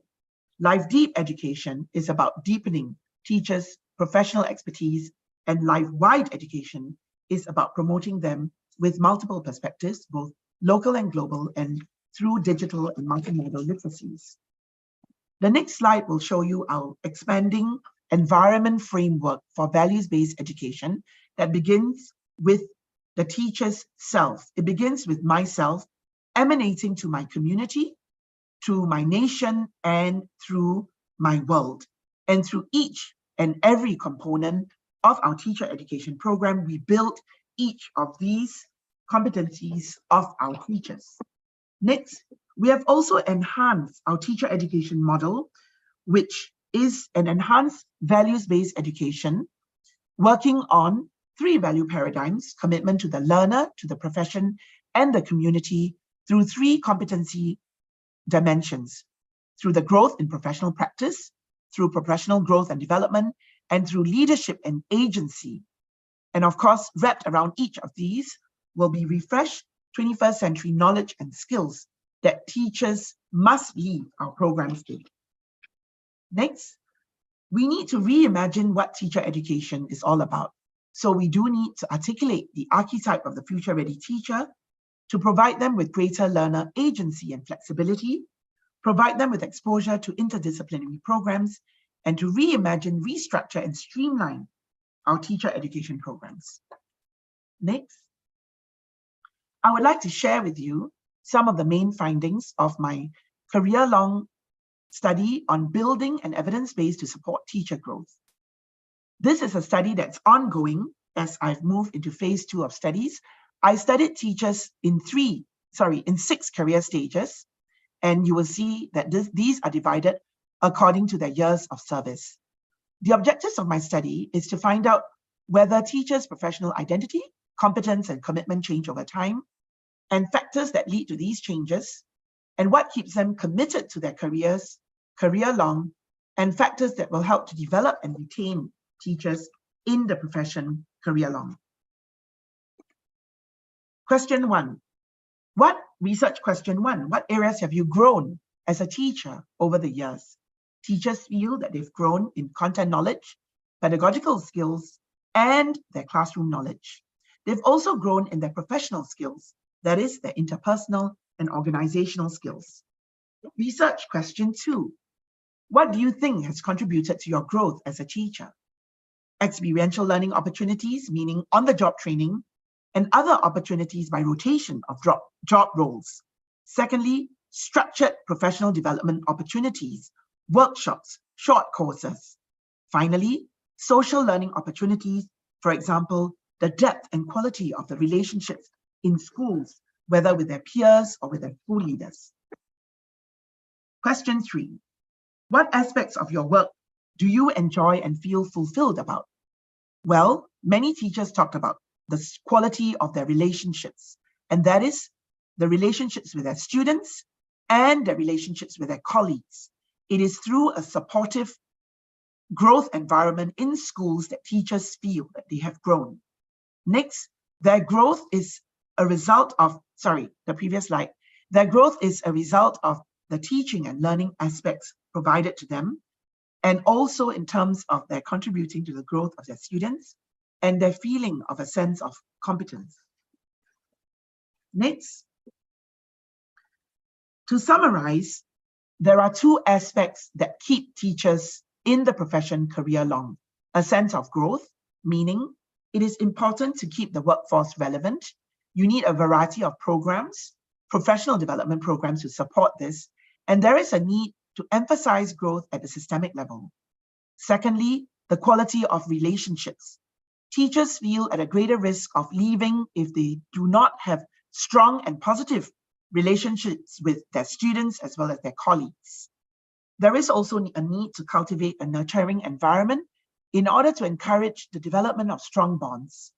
And finally, master classes for leadership holders can help to address the gap in terms of the training or professional development that they've had.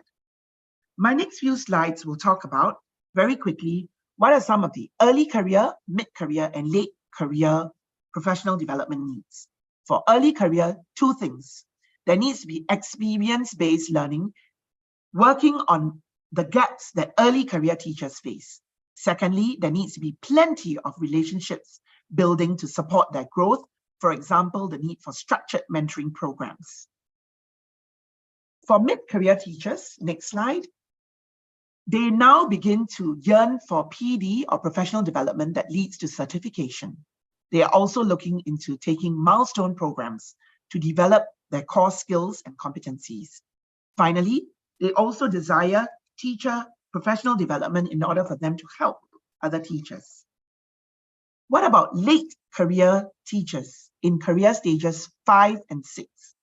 They need ICT skills because they don't feel equipped to deal with their younger colleagues if they cannot keep up with the pace of development in the ICT space. They also yearn for soft skills mentoring development in order for them to mentor their younger colleagues. They also want to take part in teacher PD that helps them to develop other teachers. School leaders have expressed the following areas that they need to grow in. They want to enhance the engagement with their teachers. They want to be motivators. And in order to be positive motivators, they need to build positive relationships, growth, give their teachers a sense of empowerment, and also form a sense of fairness. What derails them would be workload that is too heavy, workplace injustice, a sense of incompetence, and challenging parents and colleagues. Where implications for the Ministry of Education are concerned, teachers want the ministry to be a trusted neutral party to help in cases when communication breaks down. They also feel that there is a constant need for us to enhance the communication between the ministry and the schools and to work on the strength of communication within schools.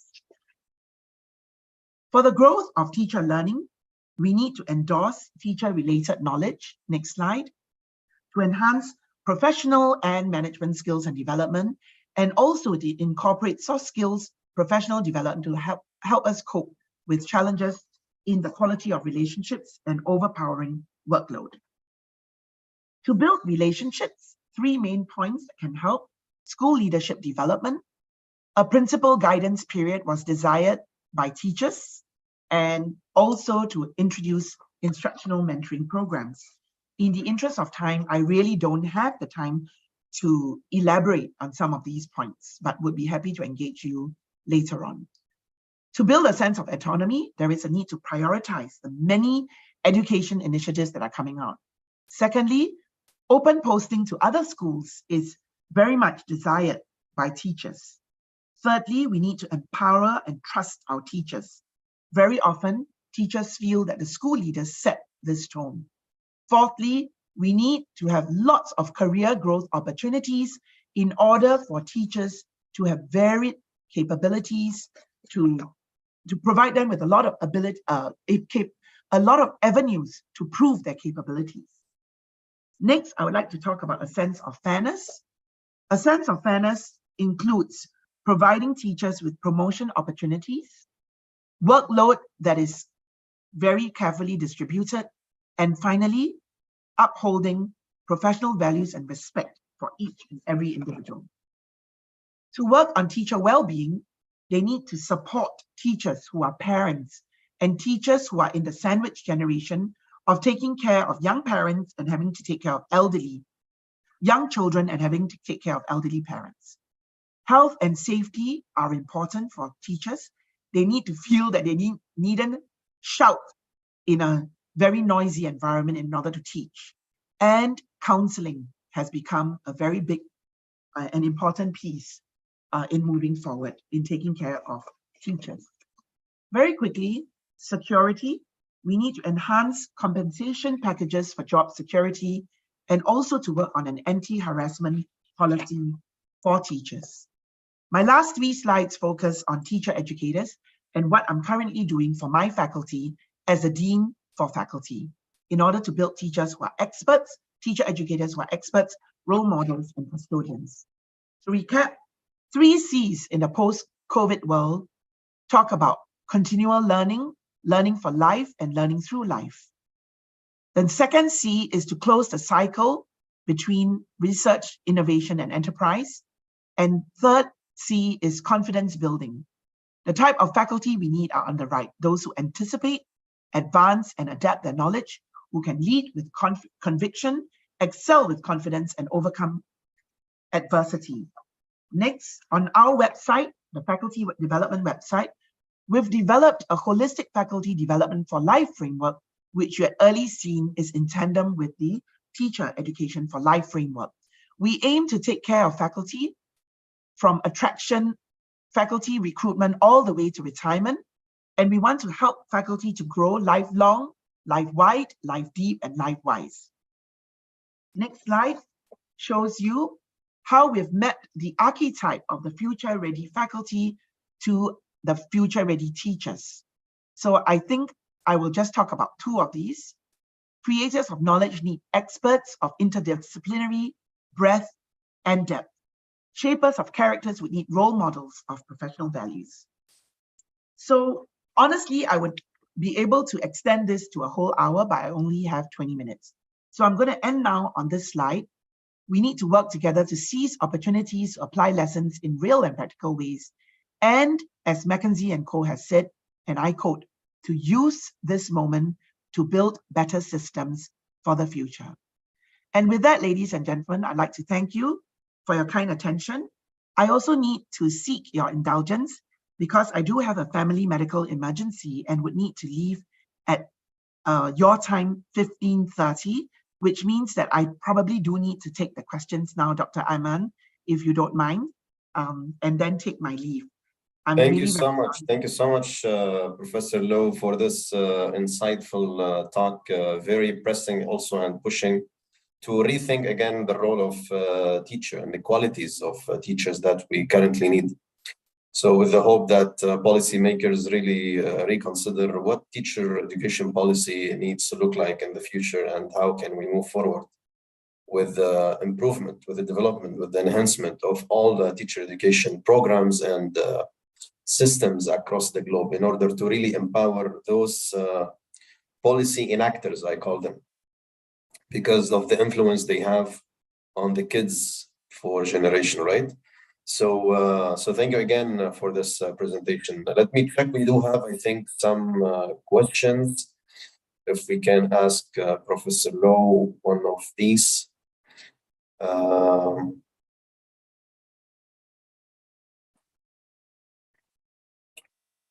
right. We have some questions about AI will be addressed, I think, to Professor Holmes. Sorry, Dr. David. Yeah. Sorry for interrupting. Can we just proceed with the other presentation and take the questions on the end of the second presentation? I'm so sorry that I will have to leave. Oh, so yeah, okay. Okay. So maybe if we can allow Dr. Arman to pick up one question, maybe one question from the chat room. Sure.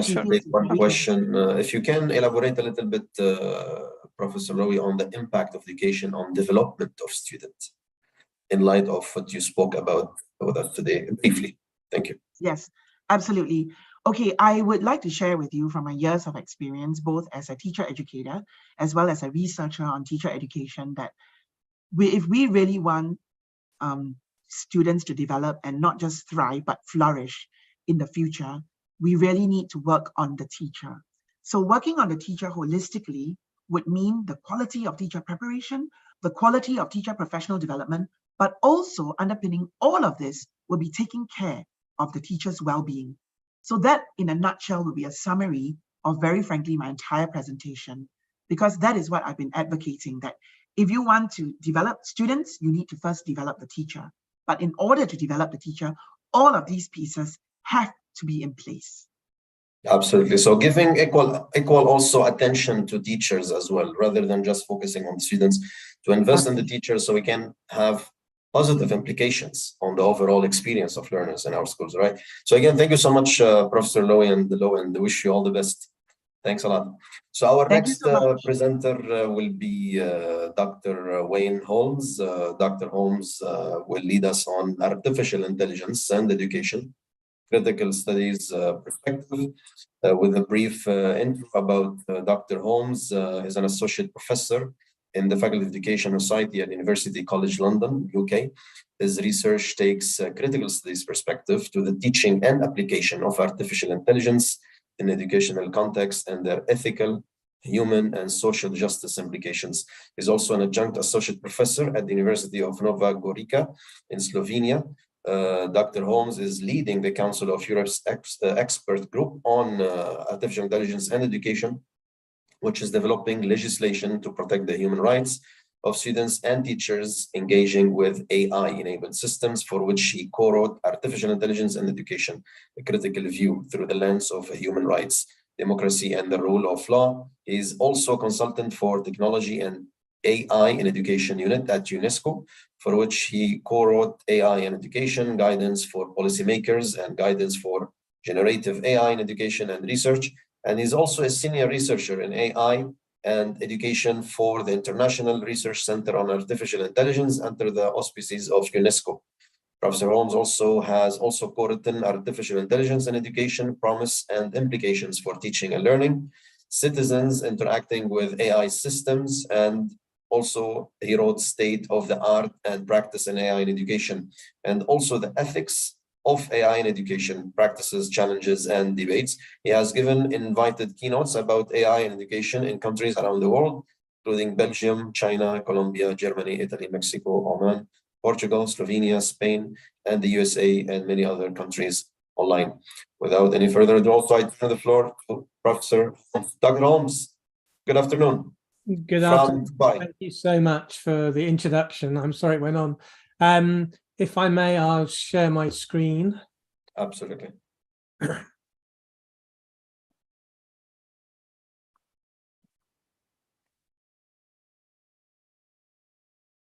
Okay, hopefully you can see that. So I'd like to start by thanking Dr. Mara and Dr. Vadma for their very kind invitation for me to join you here today. It's been an excellent conference, and I've found myself agreeing a great deal with the previous speakers. But as been introduced, my research interest is AI and education. And in fact, you know, these days, AI and education is rarely out of the news. And there are many people who will tell you how amazing it is and how it will address many of the problems we've heard about today, such as the lack of teachers around the world. So that's not what I'm going to do. Instead, I'm going to offer a critical studies perspective on artificial intelligence and education.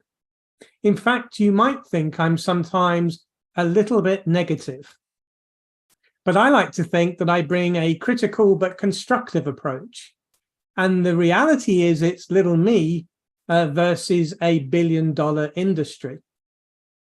Anyway, to talk about artificial intelligence and education, to begin with, the connections between AI and education are actually more complex than many recognize. And there's a lot of hype and a lot of exaggeration, which is why we shouldn't talk about AI and education as if it were one thing. It's not one thing, it's multifaceted, and each connection needs to be considered separately.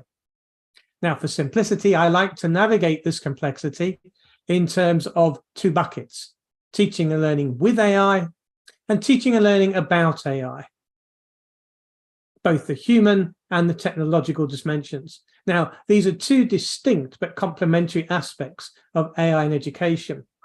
Today, because of timing, I'm just going to focus on learning with AI, which is sometimes known as AI Ed. And this can be divided into three types: student-focused AI Ed, teacher-focused AI Ed, and institution-focused AI Ed. So I'll start with institution-focused, and this is the most similar type of AI to that used in many businesses.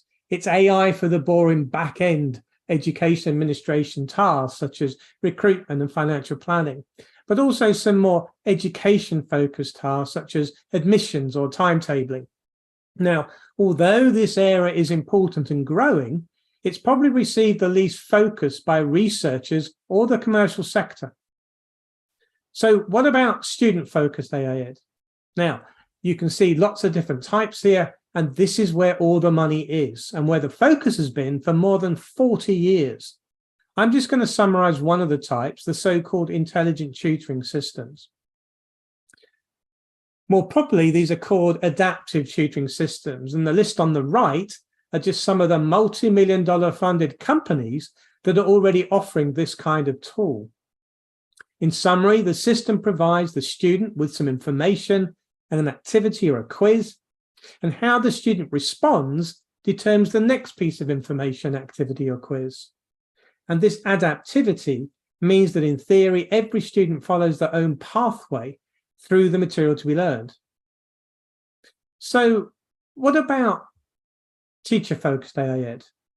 Now, a shorter list, and in fact, these are mostly possibilities because until very recently, there's been relatively little AI that's genuinely been designed to support teachers. Here's one example, a tool designed to support teacher assessment. So in other words, rather than AI doing the marking, which personally I wouldn't trust, it's the teacher with the support of AI. So that's a whirlwind tour of how AI is being used in education. But my job is to burst the bubble. What are the challenges?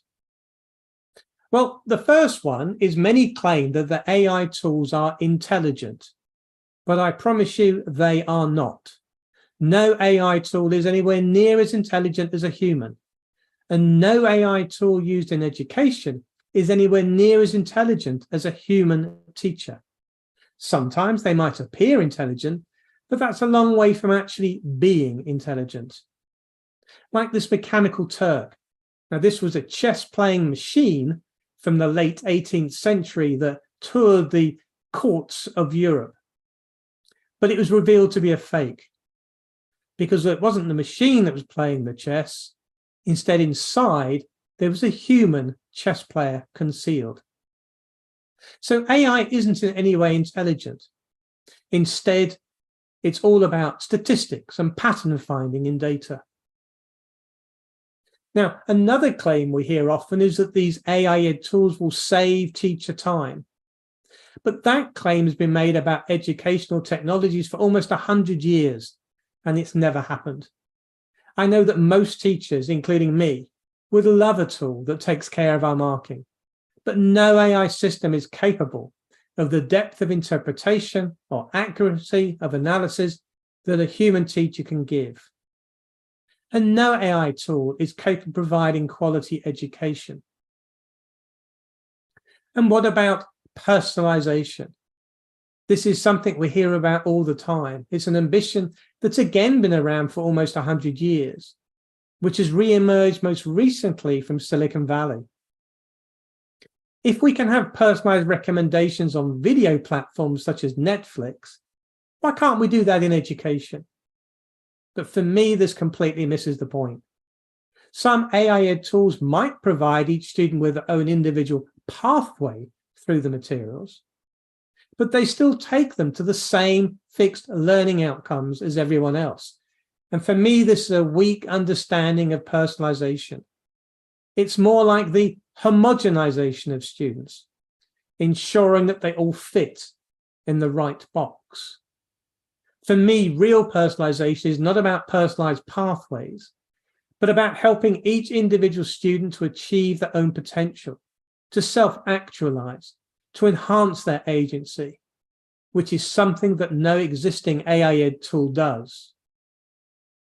Education is also about collaboration and the other social interaction aspects of teaching and learning, which is the antithesis of the so-called personalization.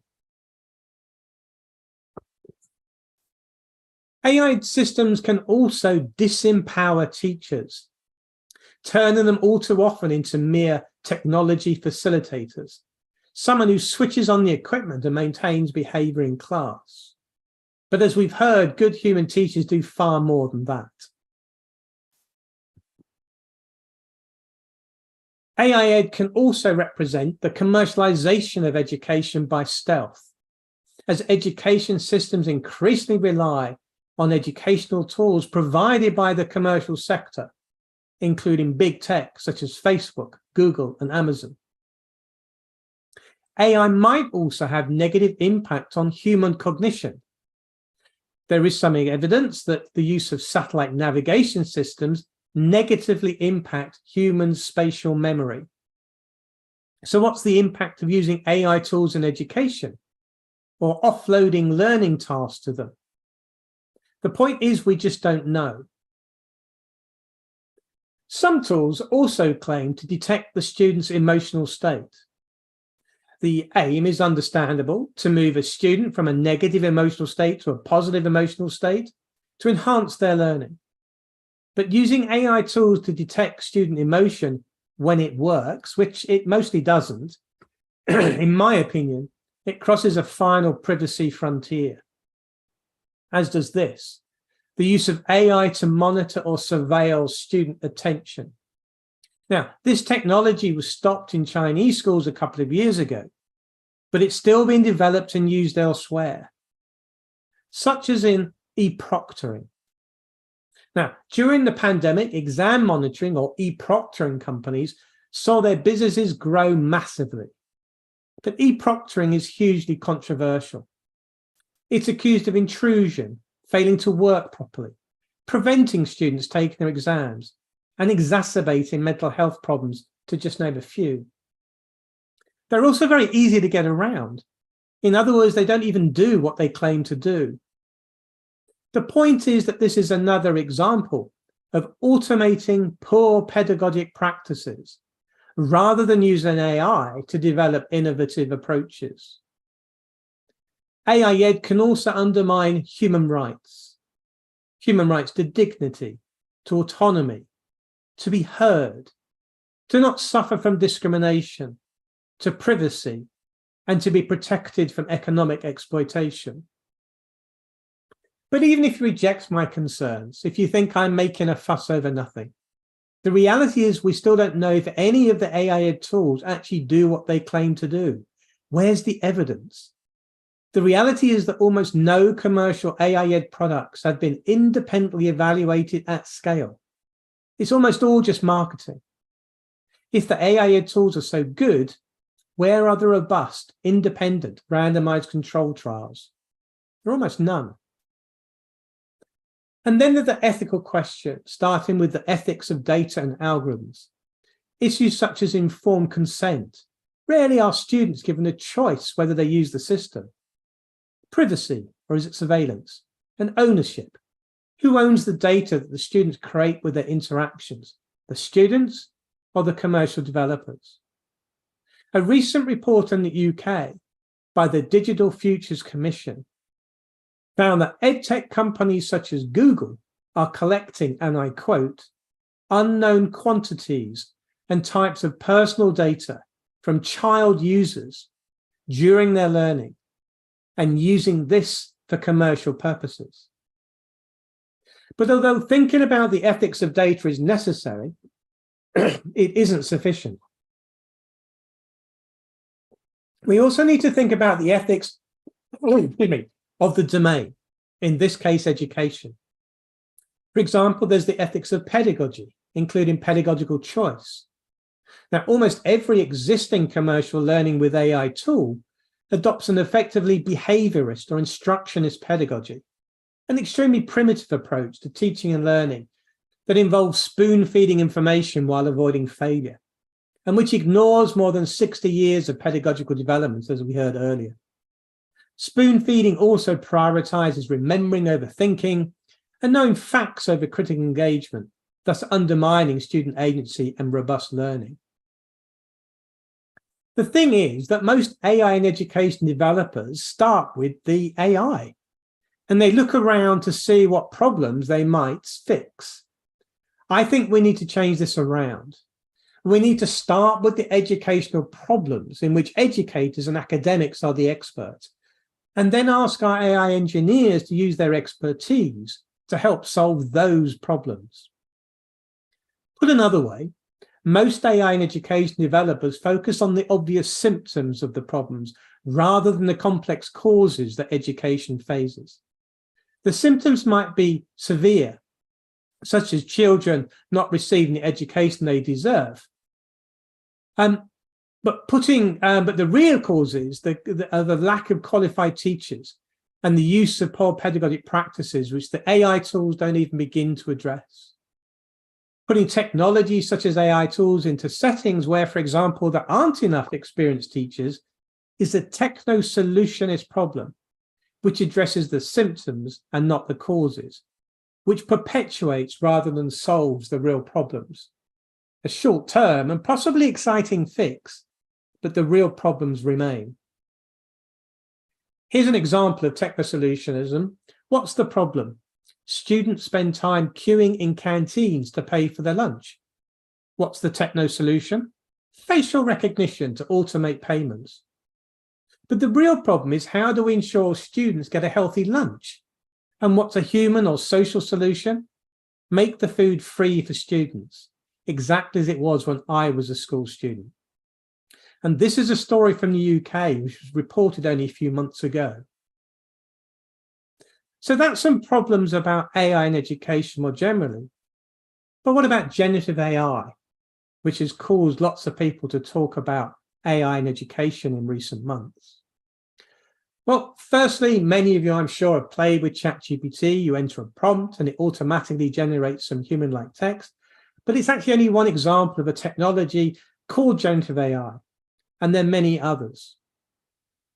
Generative AI is not just about automatic text generation. It can also create images like this one and photographs like this one, both of which have won competitions. But what's interesting, the technology is not exactly new. I first showed this slide around 5 years ago. Not one of these is a real person. They've all been generated by an AI tool. So what changed the situation was simply that OpenAI, the company responsible for ChatGPT, opened ChatGPT to the world, to anybody who had an internet connection.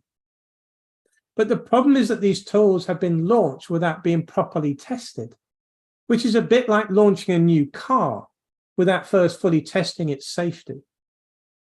But it's not just about the dystopian future that many are talking about, that AI will rule the world. That talk is distracting us from today's ethical issues. For example, by definition, given that it scrapes all its data from the internet, the data of ChatGPT and others is full of horrific materials and biases, which is why OpenAI, the company that created ChatGPT, has employed thousands of ghost workers, many in countries like Kenya, to identify and prevent objectionable materials appearing in ChatGPT's output. This is known as setting up guardrails, and the Kenyan workers were paid $2 an hour to sift through all the nastiness, and many of them have suffered severe mental problems. The ethical issues here of AI today are plain to see. But nonetheless, a quick search of the internet will come up with a huge range of possible applications of generative AI for education. But there's also an almost equal amount of worries around the world, particularly about the impact of generative AI on formative and summative assessment, and especially on cheating. But to me, one of the interesting things about EdTech is that it encourages you to rethink education. For example, if generative AI leads to cheating, if the AI can do what we've been asking our students to do, perhaps our assessments are the problem. Perhaps we need to rethink both what we are assessing and how we assess it. And probably we should be teaching our students how to use generative AI in the right way. For example, how to take a critical approach to its outputs. Because the problem is that the text that ChatGPT generates looks human-like, but it isn't. It looks accurate, but it isn't. It looks intelligent, but it isn't. It looks as if it understands, but it doesn't. If you use it to generate some text about something in which you're an expert, you will notice immediately its superficiality, what it misses, what it makes up. But students and other novices are unlikely to notice all that. To them, it can look definitive, which it is not. This image represents the difficulties, the complexity of the real world. And this is what generative AI does. It takes all that complexity and turns it into this. And in particular, the small voices are marginalized. The marginalized voices are marginalized even further. So if you do not speak English, then the ideas and the things that are important to you are likely to be increasingly marginalized by these technologies. So in conclusion, what some AI tools can achieve in education is without doubt impressive. The researchers have overcome some huge technical challenges. In a sense, they've managed to climb this huge mountain. But still, the tools that they've developed are very limited, especially when compared with human teachers and contemporary pedagogy. And frequently, they are highly questionable. Perhaps most importantly, they ignore the bigger mountain of possibilities that AI might help achieve. So rather than automating poor pedagogic practices, AI developers need to leverage AI's amazing capabilities to innovate teaching and learning, but without compromising pedagogy or human values. To be clear, I'm not saying that AI, generative AI, or AI in education are always bad. I still believe that there's some amazing potential, but I am criticizing current AI applications and the way things are developing. I am concerned about the impact of AI technologies on the role of the teacher, with the pressures put on teachers from industry and from policymakers to include unproven tools in teaching and learning. In my opinion, we need to change the trajectory. First, teachers need to be supported with appropriate professional training. Second, we should only be using technologies that have robust evidence for their efficacy, their safety, and their impact. 3, we need to recognize that artificial intelligence can never replace human teachers. 4, developers need to involve teachers in the development of AI tools for educational contexts to ensure that we're really addressing real problems. And finally, whenever we consider using AI in classrooms, we need to ensure that it's designed to address real problems, to empower teachers, and to support student agency and students' broader education. Thank you very much for listening to me. Thank you so much, Dr. Holmes, for this insightful speech on artificial intelligence. It's very clear that you have restated the role of the human teacher and reconsidering again what's the actual role of artificial intelligence as a tool rather than as a main main artificial teacher that some people are actually thinking now, looking into the different research that's going up on these issues. And again, also thank you for sharing with us these insights on what AI can do and what we as educators and researchers need to consider when we come across AI and its utilization in the K-12 system and of course in higher education, because absolutely the issue is booming now across the globe, and everyone wants to actually use AI and see in what ways they can actually use it. And is it going to replace teachers? We don't want that. Thank you for assuring us that this is something that we need also to be aware of, that the teacher remains the teacher, regardless of any technology that's made by humans. The human teacher remains the strong tool and the factor in promoting education in the right way. Dr. Holmes, I do have 2 questions from the audience. 2 questions. The first one, are there examples of some artificial intelligence programs that help the teacher in class management and explanation? It's a very good and a very fair question, and I hesitate because I don't have good ideas. In one of my slides, I shared a list of tools that are being used, and they possibly have some benefits in some very small circumstances, perhaps when a student is engaging in homework. But I hate it when I go into a classroom and there are 30 students with 30 computers and they're all focused on their screens and ignoring the students to the left and their right and ignoring the teacher. And that to me is a really bad move. What we don't have are many tools that have been developed expressly for teachers. So most of the tools that have been developed have adopted the Bloom approach. Can we reproduce human tutoring, one-to-one tutoring by means of a technology? In other words, can we replace a human teacher? And as I've said, and as you've commented on, I don't believe we can replace the human teacher. What we need, and I mentioned, I think the trajectory is in the wrong direction. We need our AI colleagues to develop and research tools that support teachers to do what teachers believe needs to be done. And the only way we can do that is by helping teachers to identify the real problems that they encounter in their teaching and learning practice and involving those teachers in the development of the tools. We cannot leave it as we've done for the past 40 years, where it's just technologists building things they think teachers will find useful. We have to turn that around. Teachers are the experts in the classroom. They need support, they need training, but they are the experts, and we need to involve them from the very beginning. I like your perspective on how important for us to have the teacher actually involved in developing tools that benefit the students rather than replacing the teacher with those tools to be used by students. Thank you so much. The second question is, how can we improve student assessment strategies using AI? By assessment strategies, do we mean students preparing for assessments, or do we mean the ways that the assessment processes, the examination, the preparation of evaluation tools in order to assess the students using AI?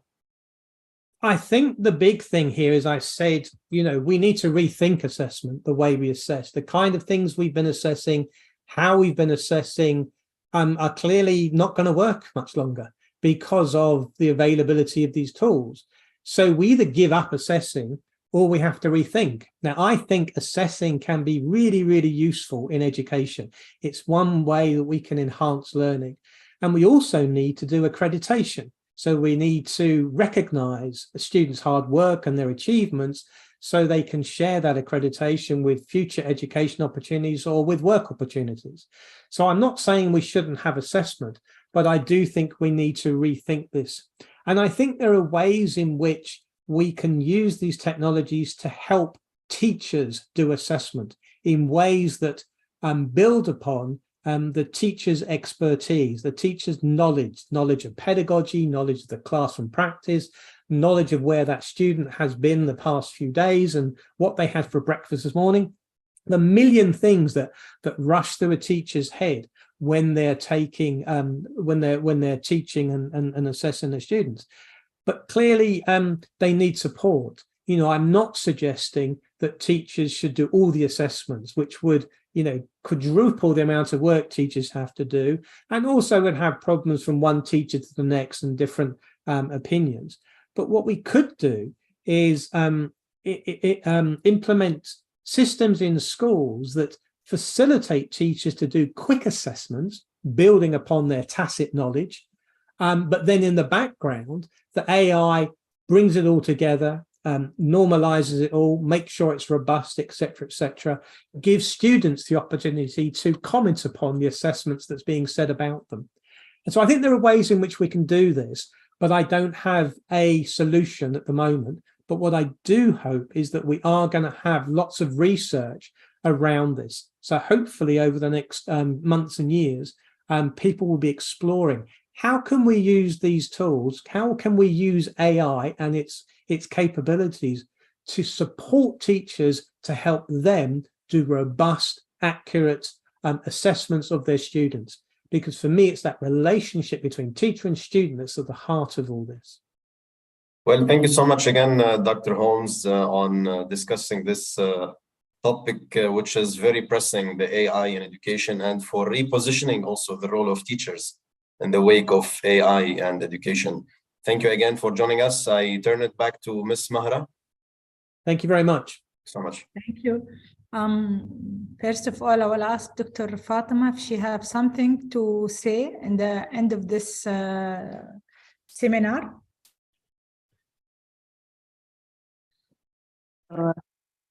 السلام عليكم ورحمة الله. مشكورة. شكرا أستاذة مهرة. I would like to thank all of our participants and the lecturers. Thank you, Dr. Mahra, Ustadha Mahra, for choosing such very prominent figures in the issues that have been discussed. It's been very informative, even from my side.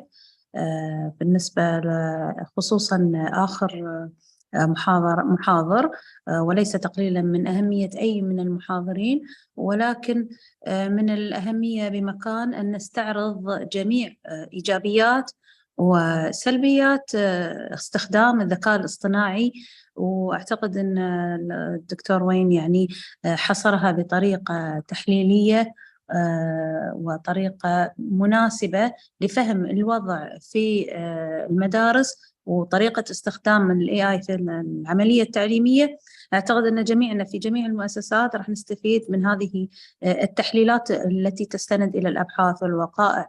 أشكر على جميع الكونفينرز والسبيكرز، ونتمنى إن شاء الله يكون لنا مشاركات أخرى وتعاون مستمر في سبيل تطوير العملية التعليمية في المنطقة.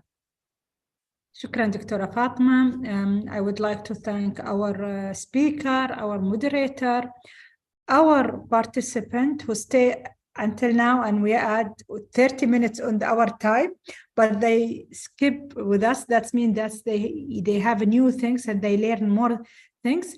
And I will take one sentence Dr. Wayne said it when he was presented, that we need to involve the teacher when we are building a new system with AI. I think we need to involve teacher in all of the development of planning and education system, all the policies, all the program, all the new initiative. The teacher need to be part. There need to be a voice for teacher, because I think that as a teacher, my start career was as a teacher, and I know the importance of to put the teacher in the right place, to let him be discussion and building all the new policy, all the new planning. I would like again to thank our speaker, our moderator, our participant, and I hope that it will be the first step for our continuous cooperation with the Educational Arab Training Center. And we hope that we will see you in other seminars for as a result of this cooperation. Thanks, everyone. Thank you. Thanks.